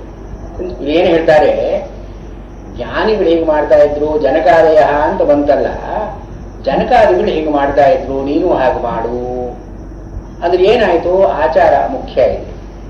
ಅಂದ್ರೆ contact of the previous people, elders, ಇದು ಆಚಾರ ಅಂತ ಅನ್ನೋದು ಮುಖ್ಯ. ಹೀಗೆ ಕರ್ಮ ಮಾಡತಕ್ಕದ್ದು ಆಚಾರದಲ್ಲಿದೆ, ನೀನು ಮಾಡು, ಕಂದಾಚಾರ. ಹೀಗೆ ಜ್ಞಾನಿನಾಂ ಆಚಾರಾತ್ ಕರ್ಮ ಇತಿ ನ ಕೇವಲಂ ಕರ್ತವ್ಯಂ. ಯಾರು ಹಿಂದಿನವರು ಕರ್ಮ ಮಾಡಿದ್ರು ಅಂತ ನೀವು ಮಾಡುವಂಥದ್ದು ನೀವು ಮಾಡಬೇಕಾಗಿಲ್ಲ. ಎಷ್ಟು ಒಂದು ಅವರ ಧೈರ್ಯ ನೋಡಿ. ಆ ಕಾಲದಲ್ಲಿ ನಮ್ಮ ಆಚಾರ್ಯಗಳ ಮುಂದೆ ಹೀಗೆ ಹೇಳೋದುಂಟೆ, ನ ಕೇವಲಂ ಜ್ಞಾನಿನಾಂ ಆಚಾರಾತ್ ಕರ್ಮ ಕರ್ತವ್ಯಂ. ಬರೀ ಒಂದು ಆಚಾರ ಅಂತ ಹೇಳಿ ಕರ್ಮ ಮಾಡಬೇಕಾಗಿಲ್ಲ. ಕಿಂತು ಕರ್ಮವನ್ನು ಯಾಕೆ ಮಾಡಬೇಕು ಅಂದ್ರೆ ಈಶ್ವರ ಪ್ರೀತಿ ದ್ವಾರ, ಕರ್ಮ ಮಾಡೋದ್ರಿಂದ ಭಗವಂತನಿಗೆ ಪ್ರೀತಿಯಾಗತ್ತೆ ಅಂತ ಮಾಡಬೇಕು. ಯಾದಕ್ಕೆ ಯಾವಾಗ ಪ್ರೀತಿ ಆಗುತ್ತೆ ಭಗವಂತನಿಗೆ ಅಂದ್ರೆ ಮುಕ್ತಿ ಹೇತು ಲೋಕ ಸಂಗ್ರಹಾರ್ಥತ್ವಾತ್ ಚ ಕರ್ಮ ಕಾರ್ಯಂ. ಲೋಕ ಸಂಗ್ರಹ ಅಂತ ಒಂದಿದೆ. ಈ ಲೋಕ ಸಂಗ್ರಹವನ್ನು ಮಾಡಿದರೆ ಪರಮೇಶ್ವರ ಪ್ರೀತ್ಯರ್ಥ. ಇದು ಒಂದು ಸೋಷಿಯಲ್ ಡೈಮೆನ್ಷನ್ ತೋರಿಸ್ತಾ ಇದ್ದಾರೆ. ಲೋಕ ಸಂಗ್ರಹ ಅಂತ ಅನ್ನೋದನ್ನ ಮುಕ್ತಿ ಹೇತು ಲೋಕ ಸಂಗ್ರಹಾರ್ಥತ್ವಾದ್ ಚ ಕರ್ಮ. ಈ ಲೋಕ ಸಂಗ್ರಹ ಅಂತ ಅನ್ನೋದೇ ಮುಕ್ತಿಯನ್ನು ಕೊಡ್ತಕ್ಕದ್ದು. ಅಂದ್ರೆ what you do for others, ಅಂದ್ರೆ ಬೇರೆಯವರಿಗೆ ಇಲ್ಲೇನ್ ಹೇಳ್ತಾರೆ, ಅಜ್ಞಾನಾಂ ಜ್ಞಾನದಂ ಕರ್ಮ ಜ್ಞಾನಿನಾಂ ಲೋಕ ಸಂಗ್ರಹ ಅಂತ ಒಂದು ಮಾತನ್ನು ಉದ್ಧರಿಸ್ತಾರೆ. ಏನು, ಅಜ್ಞಾನಾಂ ಜ್ಞಾನದಂ ಕರ್ಮ. ಕರ್ಮ ಮಾಡಿದ್ರೆ ಏನಾಗುತ್ತೆ ಅಂದ್ರೆ ಜ್ಞಾನ ಇಲ್ಲದೆ ಇದ್ದವರಿಗೆ ಜ್ಞಾನ ಬರುತ್ತೆ. ಅಜ್ಞಾನಾಂ ಜ್ಞಾನದಂ ಕರ್ಮ. ಈ ಶಾಸ್ತ್ರ ಹೇಳೋ ಕರ್ಮಗಳನ್ನೆಲ್ಲ ಮಾಡಿದ್ರೆ ಜ್ಞಾನವನ್ನು ಬರತಕ್ಕದ್ದು ಗುರಿ, ಜ್ಞಾನಕ್ಕಾಗಿ ಮಾಡತಕ್ಕದ್ದು. ಆ ಕರ್ಮಗಳ ಫಲವನ್ನು ಬಿಟ್ಟು ಇದು ಮಾಡಿದ್ರೆ ಅದಾಗುತ್ತೆ, ಪುತ್ರಕಾಮೇಷ್ಟಿ ಮಾಡಿದ್ರೆ ಮಗು ಹುಟ್ಟತ್ತೆ, ಧನ, ಇಂಥದನ್ನೆಲ್ಲ ಬಿಟ್ಟು ಜ್ಞಾನ ಬರುತ್ತೆ ಅಂತ ಕರ್ಮ ಮಾಡಿ. ಅಜ್ಞಾನ ಜ್ಞಾನದಂ ಕರ್ಮ. ಲೋಕ ಸಂಗ್ರಹ ಜ್ಞಾನ ಬಂದ ಮೇಲೆ ಲೋಕ ಸಂಗ್ರಹ ಅನ್ನೋ ಮಾತು ಏನಂತ ಹೇಗೆ ಬಂತು? ಸಂಗ್ರಹ ಲೋಕ ಸಂಗ್ರಹ ಹಿಂದೆ ಬಂದದ್ದು ಹೇಳಿಲ್ವಲ್ಲ ಅಲ್ಲಿ, ಹಿಂದೆಲ್ಲ ಬಂತಲ್ಲ ಹಿಂದೆ. ಲೋಕ ಸಂಗ್ರಹ ಅಂದ್ರೆ ಏನು? ಅಲ್ಲಿ ಲೋಕ ಸಂಗ್ರಹ ಅಂತ ಅನ್ನೋದನ್ನ ಎರಡು ರೀತಿಯಾಗಿ ಹೇಳ್ತಾರೆ. ಇವ ಶಂಕರಾಚಾರ್ಯರು ಲೋಕದ ದುರ್ವೃತ್ತಿ ನಿವಾರಣಾರ್ಥಂ ಪ್ರಯತ್ನ, ಲೋಕ ಕೆಡದೇ ಇರೋ ಹಾಗೆ ನೋಡಿಕೊಳ್ಳೋದು ನಮ್ಮ ರೆಸ್ಪಾನ್ಸಿಬಿಲಿಟಿ. ಅದನ್ನು ಮಾಡತಕ್ಕದ್ದು ಲೋಕ ಸಂಗ್ರಹ. ಗ್ರಹ ಅಂದ್ರೆ ಹಿಡ್ಕೊಳ್ಳೋದು, ಸಂಗ್ರಹ ಅಂದ್ರೆ ಚೆನ್ನಾಗಿ ಹಿಡ್ಕೊಳ್ಳೋದು. ಲೋಕ ಅಂದ್ರೆ ಜನಗಳು, ಜನಗಳು ತಪ್ಪು ದಾರಿ ಹಿಡಿಯದೇ ಇರುವ ಹಾಗೆ ನೋಡ್ಕೊಳ್ಳತಕ್ಕದ್ದು ನಮ್ಮ ಕರ್ತವ್ಯ. ಅದೇ ನಮ್ಮ ಆಚಾರದಿಂದ ನಮ್ಮ ವಿಚಾರದಿಂದ ಜನಗಳನ್ನ ತಿದ್ದತಕ್ಕದ್ದು, to correct the people who are going on the wrong track. ಇದು ಲೋಕ ಸಂಗ್ರಹ ಅಂತ. ಇವರು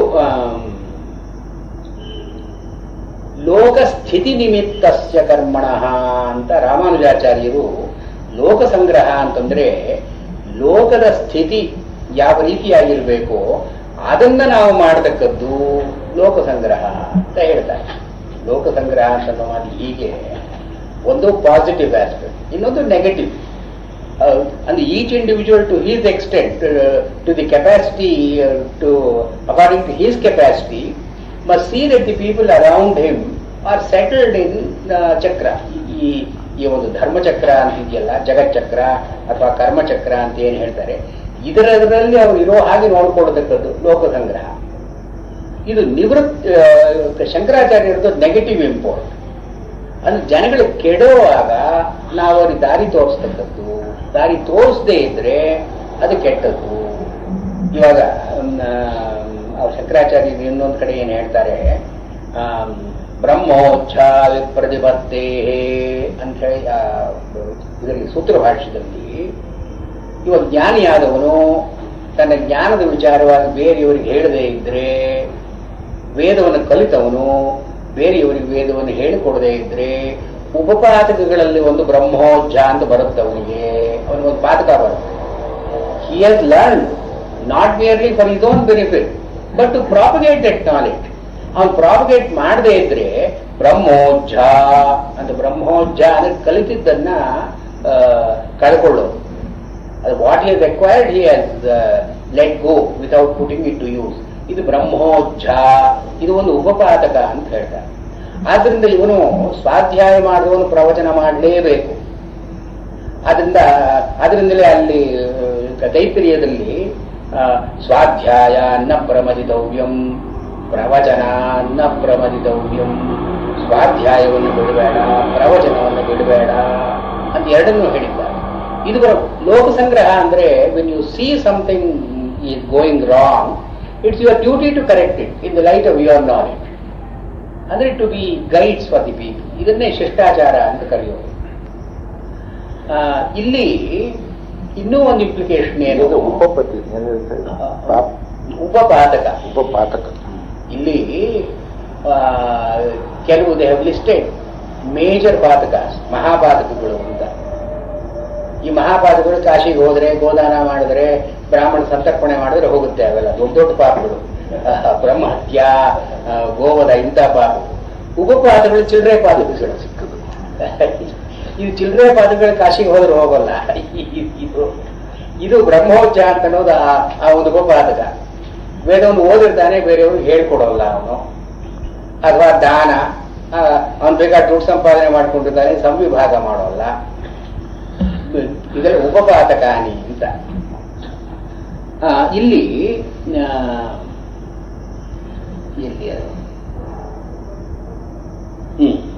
ಅಜ್ಞಾನ ಜ್ಞಾನದಂ ಕರ್ಮ. ಈ ಕರ್ಮವನ್ನು ಮಾಡೋ ಸ್ವಾರಸ್ಯ ಏನು? What's the purpose of doing the ಶಾಸ್ತ್ರಚೋದಿತಂ ಕರ್ಮ ಅಂದ್ರೆ ಅಜ್ಞಾನ ಜ್ಞಾನದಂ ಅವನಿಗೆ ಜ್ಞಾನ ಇಲ್ಲ. ಕರ್ಮಗಳನ್ನು ಮಾಡಿ ಮಾಡಿ ಮಾಡಿ ಕರ್ಮಗಳು ವ್ಯರ್ಥ ಅಂತ ಕಂಡುಕೊಂಡ ಮೇಲೆ ಜ್ಞಾನ ಅಂತ ಬರುತ್ತೆ. ಇದನ್ನ ರಾಘವೇಂದ್ರ ಸ್ವಾಮಿಗಳು ಹೇಳೋದಲ್ಲ, ಉಪನಿಷತ್ತೇ ಹೇಳಿದೆ, ಪರೀಕ್ಷ್ಯ ಲೋಕಾನ್ ಕರ್ಮಜಿತಾನ್ ನಿರ್ವೇದ ಮಾಯಾನ್ ಬ್ರಾಹ್ಮಣ. ಲೋಕದಲ್ಲಿ ಕರ್ಮಗಳನ್ನೆಲ್ಲ ಮಾಡಿ ನೋಡಿದ ಮೇಲೆ, ಪರೀಕ್ಷ್ಯ ಲೋಕಾನ್, ಜನಗಳನ್ನ ನೋಡಿದ ಮೇಲೆ ಕರ್ಮದಿಂದ ಉಪಯೋಗ ಇಲ್ಲ ಅಂತ ಇವನಿಗೆ ಒಂದು ತಿಳುವಳಿಕೆ ಬರುತ್ತೆ. ಆಗ ಅಜ್ಞಾನ ಜ್ಞಾನದಂ ಕರ್ಮ. ಈ ಕರ್ಮದ ಪ್ರಯೋಜನ ಏನು, ಕರ್ಮದಿಂದ ಪ್ರಯೋಜನ ಇಲ್ಲ ಅಂತ ತಿಳಿಸ್ಕೊಡೋದು. ಅಜ್ಞಾನ ಜ್ಞಾನದಂ ಕರ್ಮ, ಅದು ಕರ್ಮದ ಪ್ರಯೋಜನವೇ ಅಷ್ಟು. ನೀವು ಮಾಡಿ ಮಾಡಿ ಇದರಿಂದ ಸಾರ್ಥಕ ಆಯ್ತು. ದುಡ್ಡು ಯಾಕೆ ಸಂಪಾದನೆ ಮಾಡ್ಕೊಳ್ಬೇಕು? ದುಡ್ಡಿಂದ ಸುಖ ಇಲ್ಲ ಅಂತ ತಿಳ್ಕೊಳ್ಳೋದಕ್ಕೆ ದುಡ್ಡು ಸಂಪಾದನೆ ಮಾಡ್ಕೊಳ್ಬೇಕು.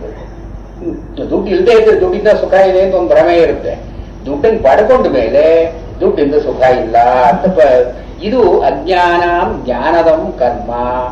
ಜ್ಞಾನಿಯಾದವನಿಗೋ ಯಾವ ಪರಿಷತ್ ಯಾವುದು ಯಾವುದು ಪರೀಕ್ಷೆ ಮುಂದಕ್ಕೆ ಪರೀಕ್ಷೆ ಕರ್ಮಚಿತ ನಿರ್ವೇದಮಾಯ. ಇಲ್ಲಿ ಅಜ್ಞಾನ ಜ್ಞಾನಿದಂ ಕರ್ಮ. ಜ್ಞಾನಿನಂತೂ ಜ್ಞಾನಿಗಳಿಗೆ ಏನ್ ಮಾಡುತ್ತೆ ಕರ್ಮ? ಅಜ್ಞಾನಿಗಳಿಗೇನೋ ಕರ್ಮ ಬಿಟ್ಬಿಡ್ಬೇಕು ಅಂತ ಹೇಳಿಕೊಡುತ್ತೆ. ಈ ಜ್ಞಾನ ಬಂದವನಿಗೆ ಏನ್ ಮಾಡುತ್ತೆ ಅಂದ್ರೆ ಜ್ಞಾನಿನಾಂ ಕರ್ಮ ಲೋಕ ಸಂಗ್ರಹ. ಅವನು ಲೋಕ ಸಂಗ್ರಹಕ್ಕಾಗಿ ನೀನು ಕರ್ಮ ಮಾಡು ಅಂತ ಹೇಳುತ್ತೆ. ಜ್ಞಾನಿಯಾದವನು it's is duty to contribute his attainment to the others, benefit of his attainment to others. ಲೋಕ ಸಂಗ್ರಹ. ಅದರಿಂದ ಜೀವನ್ಮುಕ್ತನಿಗೂ ಒಂದು ಕರ್ಮ ಅಂತ ಇದೆ. ಮುಕ್ತಿಯನ್ನು ಪಡ್ಕೊಂಡಿದ್ರು ಕೂಡ ಲೋಕದಲ್ಲಿ ಇರಬೇಕು, 4 ಜನಕ್ಕೆ ಅವನಿಂದ ಸಹಾಯ ಆಗಬೇಕು. ಲೋಕ ಸಂಗ್ರಹ ಅದು. ಹೀಗೆ ನ ಕೇವಲಂ ಜ್ಞಾನಿನಾಂ ಆಚಾರಾತ್ ಕರ್ಮ ಕರ್ತವ್ಯಂ. ಇದು ಕೇವಲ ಆಚಾರ ಅಂತ ನಾವು ಕರ್ಮವನ್ನು ಮಾಡತಕ್ಕದ್ದಲ್ಲ. ಕಿಂತು ಈಶ್ವರ ಪ್ರೀತಿ ದ್ವಾರ ಮುಕ್ತಿ ಹೇತು ಲೋಕ ಸಂಗ್ರಹಾರ್ಥತ್ವಾಚ್ಚ ಕಾರ್ಯಂ ಕರ್ಮ ಇತಿ ಲೋಕಾನಾಂ ಅಜ್ಞಜನಾನಾಂ ಕರ್ಮಣಿ ಪ್ರವೃತ್ತಿ ರೂಪಂ ಸಂಗ್ರಹಮೇವಾಪಿ. ಹಿಂದೆ ಹೇಳಿದ ಅರ್ಥ ಅಲ್ಲದೇನೆ ಲೋಕ ಸಂಗ್ರಹ ಅಂತನ್ನೋ ಮಾತು ಇನ್ನೂ ಒಂದು ಅರ್ಥವನ್ನು ಹೇಳಬಹುದು. ಏವಾಪಿ ಇನ್ನೂ in addition to the meaning already explain, ಲೋಕ ಸಂಗ್ರಹ ಮೇ ಆಲ್ಸೋ ಮೀನ್ ಲೋಕಾನಾಂ ಅಜ್ಞಜನಾನಾಂ. ಲೋಕ ವ್ಯವಹಾರ ಅಂದ್ರೆ ಏನರ್ಥ? ಸಾಮಾನ್ಯ ಬುದ್ಧಿ ತಿಳುವಳಿಕೆ ಇಲ್ಲದೆ ಇರುವಂತಹ ಜನ ಮಾಡತಕ್ಕದ್ದು ಲೋಕ ವ್ಯವಹಾರ. ಲೋಕ ಅಂತ ಮಾತ್ರ ಅಜ್ಞ ಜನಾನಾಂ ಮಂದಬುದ್ಧೀನಾಂ ಪ್ರಾಕೃತಾನಾಂ. ಇತಿ ಪ್ರಾಕೃತ ಜನ, ಅವರಿಗೆ ಶಿಷ್ಟರಲ್ಲ ಅವರು, ಅಥವಾ ಉತ್ತಮ ಬುದ್ಧಿ ಉಳ್ಳವರಲ್ಲ. ಮಂದಬುದ್ಧೀನಾಂ ಪ್ರಾಕೃತಾನಾಂ, ಇವರಿಗೆ ಕರ್ಮಣಿ ಪ್ರವೃತ್ತಿ ರೂಪಂ, ಅವರಿಗೆ ಈ ಶಾಸ್ತ್ರದಲ್ಲಿ ಹೇಳಿರತಕ್ಕಂತಹ ಕರ್ಮಗಳನ್ನು ಮಾಡಿ ಜ್ಞಾನವನ್ನು ಪಡ್ಕೋ ಅಂತ ಹೇಳ್ತಕ್ಕದ್ದು ಪ್ರವೃತ್ತಿ ಪ್ರವರ್ತನ ರೂಪಂ ಸಂಗ್ರಹಮೇವ. ಲೋಕ ಸಂಗ್ರಹ ಅಂದ್ರೆ ಇದರ್ಥ. ಜನಗಳು ಕೆಡದೆ ಅವ್ರು ಉಳಿಯೋ ಹಾಗೆ ಮಾಡತಕ್ಕದ್ದು ಏನು, ಅವರನ್ನ ಈ ಶಾಸ್ತ್ರೀಯ ಕರ್ಮಗಳಲ್ಲಿ ತೊಡಗಿಸಿ ಇದರಿಂದ ನೀನು ಜ್ಞಾನವನ್ನು ಪಡ್ಕೋ ಅಂತ ಹೇಳ್ತಕ್ಕದ್ದು ಲೋಕ ಸಂಗ್ರಹ. ನ ಕೇವಲಂ ಜ್ಞಾನ್ಯ ಆಚಾರ್ಯಮಿತ್ಯಪರೇ ಅರ್ಥ ಏವಕಾರಸ್ತು ತಿಷ್ಠತಿ ತಾವತ್ ಕರ್ಮಕರಣೆ ಅನ್ಯೋ ಹೇತು ಇತ್ಯರ್ಥ ಸೂಚಕ. ಆದ್ದರಿಂದ ಕೆಲವರು ಹೇಳೋ ಹಾಗೆ ಕರ್ಮಣೈವಹಿ ಅಂತನೋ ಮಾತಿ ಏವಕಾರ ಇದೆಯಲ್ಲ, ಜನಕಾದಿಗಳು ಹೇಗೆ ಮಾಡಿದ್ದಾರೆ ನೀನು ಹಾಗೆ ಮಾಡು ಅಂತ ಜ್ಞಾನ್ಯಾಚಾರ್ಯಂ ಇತಿ ಅಪರೇ ಅರ್ಥ. ಕೆಲವರು ಅರ್ಥ ಮಾಡ್ತಾರಲ್ಲ ಹೀಗೆ, ಜನಕಾದಿಗಳು ಮಾಡಿದ್ದಾರೆ ನೀನು ಮಾಡು. ಈ ಸಾಮಾನ್ಯ ಪುಸ್ತಕಗಳಲ್ಲೆಲ್ಲ ಬರೋದು ಇದೇ ಅರ್ಥವೇ ಅಂತ. ಜನಕಾದಿಗಳು ಮಾಡಿದ್ದಾರೆ ನಾವು ಮಾಡು. ಇವರು ರಾಘವೇಂದ್ರ ಸ್ವಾಮಿಗಳಾದನಲ್ಲದೆ ನ ಕೇವಲಂ ಜ್ಞಾನ್ಯಾಚಾರ್ಯಮಿತ್ಯಪರೇ ಏವಕಾರಸ್ತು ತಿಷ್ಠತಿ. ಏವಕಾರ ಅಂತನೂ ಇದಕ್ಕಾಗಿ ಬಂದಿಲ್ಲ. ತಾವತ್ ಕರ್ಮಕರಣೆ ಅನ್ಯೋ ಹೇತು ಇತ್ಯರ್ಥ. ಕರ್ಮ ಮಾಡೋದಕ್ಕೆ ಇನ್ನೊಂದು ಹೇತುವು ಇದೆ, ಇನ್ನೊಂದು ಕಾರಣ ಇದೆ ಅಂತ ಹೇಳೋದಕ್ಕಾಗಿ ಏವಕಾರ ಬಂದಿದೆ. ಏವ ಅಂತನ್ನೋ ಅವಧಾರಣ ಕರ್ಮಣ್ಯೇವ ಅಂದ್ರೆ ಕರ್ಮವಲ್ಲದೆ ಇನ್ನೂ ಒಂದು ಕೆಲಸ, ಇನ್ನೂ ಒಂದು ದೃಷ್ಟಿಯಿಂದ ಇವರು ಮಾಡ್ತಾ ಇದ್ರು ಅಂತ ಅನ್ನೋದಕ್ಕೆ ಬಂದಿದೆ. ಸಂಪಶ್ಯನ್ ಕರ್ಮ ಕರ್ತುಮರ್ಹತಿ ಜನಸ್ಯ ಕರ್ಮಣಿ ಪ್ರವರ್ತನೇನ ಭಗವತ್ಪ್ರೀತಿ ತಥಾ ಚ ಮೋಕ್ಷೇ ಸುಖಾತಿಶಯ ಇತಿ ಜ್ಞೇಯಂ. ಬೇರೆಯವರಿಗೆ ನಾವು ಮಾಡುವುದರಿಂದ ಭಗವತ್ ಪ್ರೀತಿಯಾಗತ್ತೆ ಮತ್ತು ಜ್ಞಾನದಲ್ಲಿ ಒಂದು ಆಧಿಕ್ಯ ಬರುತ್ತೆ ಅಂತ ಈ ಶ್ಲೋಕದ ಅರ್ಥ ಅಂತ ರಾಘವೇಂದ್ರ ಸ್ವಾಮಿ ವೆರಿ ವೆರಿ ಸೆನ್ಸಿಬಲ್ ಇಂಟರ್ಪ್ರಿಟೇಷನ್. ಅಂದ್ರೆ ಇಲ್ಲಿ ಸಾಮಾನ್ಯವಾಗಿ ಉಪನಿಷತ್ತುಗಳಲ್ಲಿ ನಮಗೆ ಈ ಸೋಷಿಯಲ್ ಡೈಮೆನ್ಷನ್ ಕಾಣೋದೇ ಇಲ್ಲ. ಒಂದು ಸೋಷಿಯಲ್ ಗುಡ್ ಏನ್ ಮಾಡಬೇಕು, ಬೇರೆಯವರಿಗೆ ಡ್ಯೂಟಿ ಏನು, ನಮ್ಮ ರೆಸ್ಪಾನ್ಸಿಬಿಲಿಟಿ ಏನು, you don't find it in the Upanishads at all. ಬರೀ ತಮ್ಮ ಒಂದು ಶಾಂತಿಗಾಗಿ ತೇಷಾಂ ಶಾಂತಿ ಶಾಶ್ವತಿ ನೇತರೆ ಇದಕ್ಕಾಗಿ ಉಪನಿಷತ್ತಿರೋದು. ಅಂದ್ರೆ ಏನು ಒಂದೊಂದು ಪ್ರಸ್ಥಾನಕ್ಕೂ ಕೂಡ ಒಂದೊಂದು ದೃಷ್ಟಿ ಇದೆ. ಒಬ್ಬ ಇಂಡಿವಿಜುವಲ್ ಮಾಡತಕ್ಕದ್ದೇನು, ತನ್ನ ಮನಸ್ಸನ್ನೇ ಹೇಗೆ ಅವನು ಸಾಧನೆ ಮಾಡಿಕೊಡ್ಬೇಕು, ಉಪನಿಷತ್ತಿನಲ್ಲಿ ಬರೋದು ಅದು. ಈ ಬ್ರಹ್ಮಸೂತ್ರಗಳಲ್ಲಂತೂ ಕೇವಲ ಜಿಜ್ಞಾಸೆಯಾಗಿ ತರ್ಕರೂಪವಾಗಿ ಬರುತ್ತೆ. ಈ ಒಂದು ಸೋಷಿಯಲ್ ಡೈಮೆನ್ಷನ್ ಎಲ್ಲಿ ಬರಬೇಕು, man's responsibility to others around him, ಭಗವದ್ಗೀತೆಯಲ್ಲಿ ಬರುತ್ತೆ ಅಂತ ರಾಘವೇಂದ್ರ ಸ್ವಾಮಿಗಳು ಭಗವದ್ಗೀತೆಯ ಅಪೂರ್ವದ ಅಂದ್ರೆ ಇದು. ಉಪನಿಷತ್ತರಲ್ಲಿ ಇಲ್ಲದೆ ಇರೋದು ಭಗವದ್ಗೀತೆಯಲ್ಲಿ ಇರೋದರಿಂದ ಭಗವದ್ಗೀತೆಯೂ ಉಪನಿಷತ್ತೂ ಪ್ರಸ್ಥಾನಗಳು. ಉಪನಿಷತ್ತನ್ನು ಓದ್ದವರು ಭಗವದ್ಗೀತೆ ಓದಬೇಕಾಗಿಲ್ಲ ಅಂತ ಅರ್ಥ ಅಲ್ಲ. ಉಪನಿಷತ್ತರಲ್ಲಿ ಇಲ್ಲದೆ ಇರೋದು ಭಗವದ್ಗೀತೆಯಲ್ಲಿ ಇದೆ. ಯಾವುದಿದೆ? ಇದು ಲೋಕ ಸಂಗ್ರಹ ಅಂತ ನಾವು ಕಾನ್ಸೆಪ್ಟ್. ಇದನ್ನು ಚೆನ್ನಾಗಿ ಹೇಳಿದ್ದಾರೆ. ಇಲ್ಲಿ ಭಗವತ್ ಪ್ರೀತಿ ಇಲ್ಲಿ he has elevated it to ಇದರಿಂದ ಲೋಕಕ್ಕೆ ನೆಮ್ಮದಿ ಆಗತ್ತೆ ಬಿಡತ್ತೆ ಅಂತ ಅನ್ನೋದಲ್ಲ. ಭಗವತ್ ಪ್ರೀತಿ ನಾವು ಬೇರೆಯವರಿಗೆ ನೆರವಾದರೆ ಭಗವತ್ ಪ್ರೀತಿ ಆಗತ್ತೆ, ಮುಕ್ತಿಯ ಆನಂದದಲ್ಲಿ ಅತಿಶಯ ಅಂತ ಒಂದು ಸಿಗುತ್ತೆ. ಹೀಗೆ ಹೇಳಿ ಆಮೇಲೆ ಮುಂದೆ ಕಥಂ ಕರ್ಮಕರಣೇನ ಲೋಕ ಸಂಗ್ರಹ ಇತ್ಯಾಹ. ಈ ಲೋಕ ಸಂಗ್ರಹ ಮಾಡಿದ್ದರಿಂದ ಕರ್ಮವನ್ನು ಮಾಡ್ತಾ ಇರೋದ್ರಿಂದ ಲೋಕ ಸಂಗ್ರಹ ಅಂತ ಹೇಗಾಗುತ್ತೆ ಅಂದ್ರೆ ಏನು? What is the normal natural relationship between doing the scriptural duties and the ಲೋಕ ಸಂಗ್ರಹ? ಅದಕ್ಕೆ ಮುಂದಿನ ಶ್ಲೋಕ ಹೇಳುತ್ತೆ, ಯದ್ಯದಾಚರತಿ ಶ್ರೇಷ್ಠಸ್ತತ್ತದೇವೇತರೋ ಜನಃ ಸಯ ಪ್ರಮಾಣಂ ಕುರುತೆ ಲೋಕಸ್ತದನುವರ್ತತೆ. ಯತ್ ಯತ್ ಆಚರತಿ ಶ್ರೇಷ್ಠ. ಯತ್ ಯತ್ ಯತ್ ಯತ್ ಅಂತ ಎರಡು ಯಾಕೆ ಹೇಳಿದ್ದಾರೆ ಅಂದ್ರೆ, ಶುಭಂ ವಾ ಅಶುಭಂ ವಾ, ಅವನು ಒಳ್ಳೇದು ಮಾಡ್ತಾನೋ ಕೆಟ್ಟದ್ದು ಮಾಡ್ತಾನೋ. ಯತ್ ಯತ್ ಆಚರತಿ ಶ್ರೇಷ್ಠ. ಶ್ರೇಷ್ಠ ಅಂತನ್ನೋ ಮಾತಿಗೆ ಸರ್ವಶಾಸ್ತ್ರಜ್ಞತೆಯ ಶಾಸ್ತ್ರಾನುಷ್ಠಾತೃತೆಯ ಪ್ರಥಿತ. ಇವನು ಶಾಸ್ತ್ರವನ್ನು ತಿಳ್ಕೊಂಡವನು ಅಂತ ಶ್ರೇಷ್ಠ, ಮತ್ತು ಶಾಸ್ತ್ರ ಹೇಳಿರುವ ಹಾಗೆ ಮಾಡತಕ್ಕವರು ಅಂತ ಶ್ರೇಷ್ಠ. ಇಲ್ಲಿ ಕೆಲವರು ಒಂದು ಮಾತ್ರ ಇಟ್ಕೊಳ್ತಾರೆ. ಇಲ್ಲಿ ಇವರು ಸರ್ವಶಾಸ್ತ್ರಜ್ಞತೆಯ ಶಾಸ್ತ್ರಾನುಷ್ಠಾತೃತೆಯ ಪ್ರಥಿತ ಶ್ರೇಷ್ಠ. ಶ್ರೇಷ್ಠ ಉತ್ತಮ ಅಂತ ಅನ್ನೋ ಮಾತು ಏನರ್ಥ? ಶಾಸ್ತ್ರ ಎಲ್ಲ ಗೊತ್ತು ಇವನಿಗೆ, ಶಾಸ್ತ್ರದಲ್ಲಿ ಹೇಳಿರುವ ಹಾಗೆ ಮಾಡ್ತಾ ಇದ್ದಾನೆ. ಇವನು ಯತ್ ಯತ್ ಆಚರತಿ, ಏನೇನೊಂದು ಮಾಡ್ತಾನೋ ಅಂದ್ರೆ ಏನೋ ಕೂಡ್ಕೊಳ್ಳೋದು, ನಿಲ್ಲೋದು, ಆತಡಿಸೋದು, ಕೆಮ್ಮೋದು, ಇವೆಲ್ಲ ಕರ್ಮ ಅಲ್ಲ. ಶಾಸ್ತ್ರ ಚೋದಿತಂ ಕರ್ಮ ಆಚರತಿ. ಶಾಸ್ತ್ರದಲ್ಲಿ ಹೇಳಿರೋ ಕರ್ಮಗಳನ್ನ ಇವನು ಮಾಡ್ತಾನೇನು. ತತ್ತದೇವ ಇತರೋ ಜನ, ಬೇರೆ ಜನಗಳು ಅಂದ್ರೆ ಯಾರು? ಸ್ವಯಂ ಕಾರ್ಯ ಅಕಾರ್ಯ ವಿವೇಕ ಶೂನ್ಯ ಮತಿ. ತಮಗೇನೆ ಇದನ್ನು ಮಾಡತಕ್ಕದ್ದು ಬಿಡ್ತಕ್ಕದ್ದು ಅಂತ ವಿವೇಕ ಇಲ್ಲ ಅಂಥವ್ರು ಇತರೋ ಜನ. ಸಾಮಾನ್ಯ ಜನರು ಶಾಸ್ತ್ರವನ್ನು ನೋಡಿರೋಲ್ಲ, ತಮ್ಮ ಮನಸ್ಸಿನಿಂದ ವಿವೇಚನೆ ಮಾಡಿರೋಲ್ಲ, ಅನುಷ್ಠಾತೃಗಳ ಸಂಪರ್ಕ ಇರೋಲ್ಲ ಇವರಿಗೆ. ಆದ್ರಿಂದ ಏನ್ ಮಾಡಬೇಕು ಏನ್ ಬಿಡಬೇಕು ಅಂತ ಗೊತ್ತಿಲ್ಲ ಇವರಿಗೆ. ಇತರೋ ಜನ ಇವರು ಯತ್ ಯತ್ ಶ್ರೇಷ್ಠ ಆಚರತಿ, ದೊಡ್ಡವರು ಏನ್ ಮಾಡ್ತಾರೋ ಅದನ್ನು ಇವರು ಮಾಡ್ಕೊಂಡು ಹೋಗ್ತಾರೆ. ಅಂದ್ರೆ ವಿವೇಕ ಇಲ್ಲದೇನೆ, ಮಾನಸಿಕಾರ ಇಲ್ಲದೇನೆ ಅವ್ರು ಮಾಡಿದ್ದನ್ನ ಇವರು ಇಮಿಟೇಟ್ ಮಾಡ್ತಾರೆ.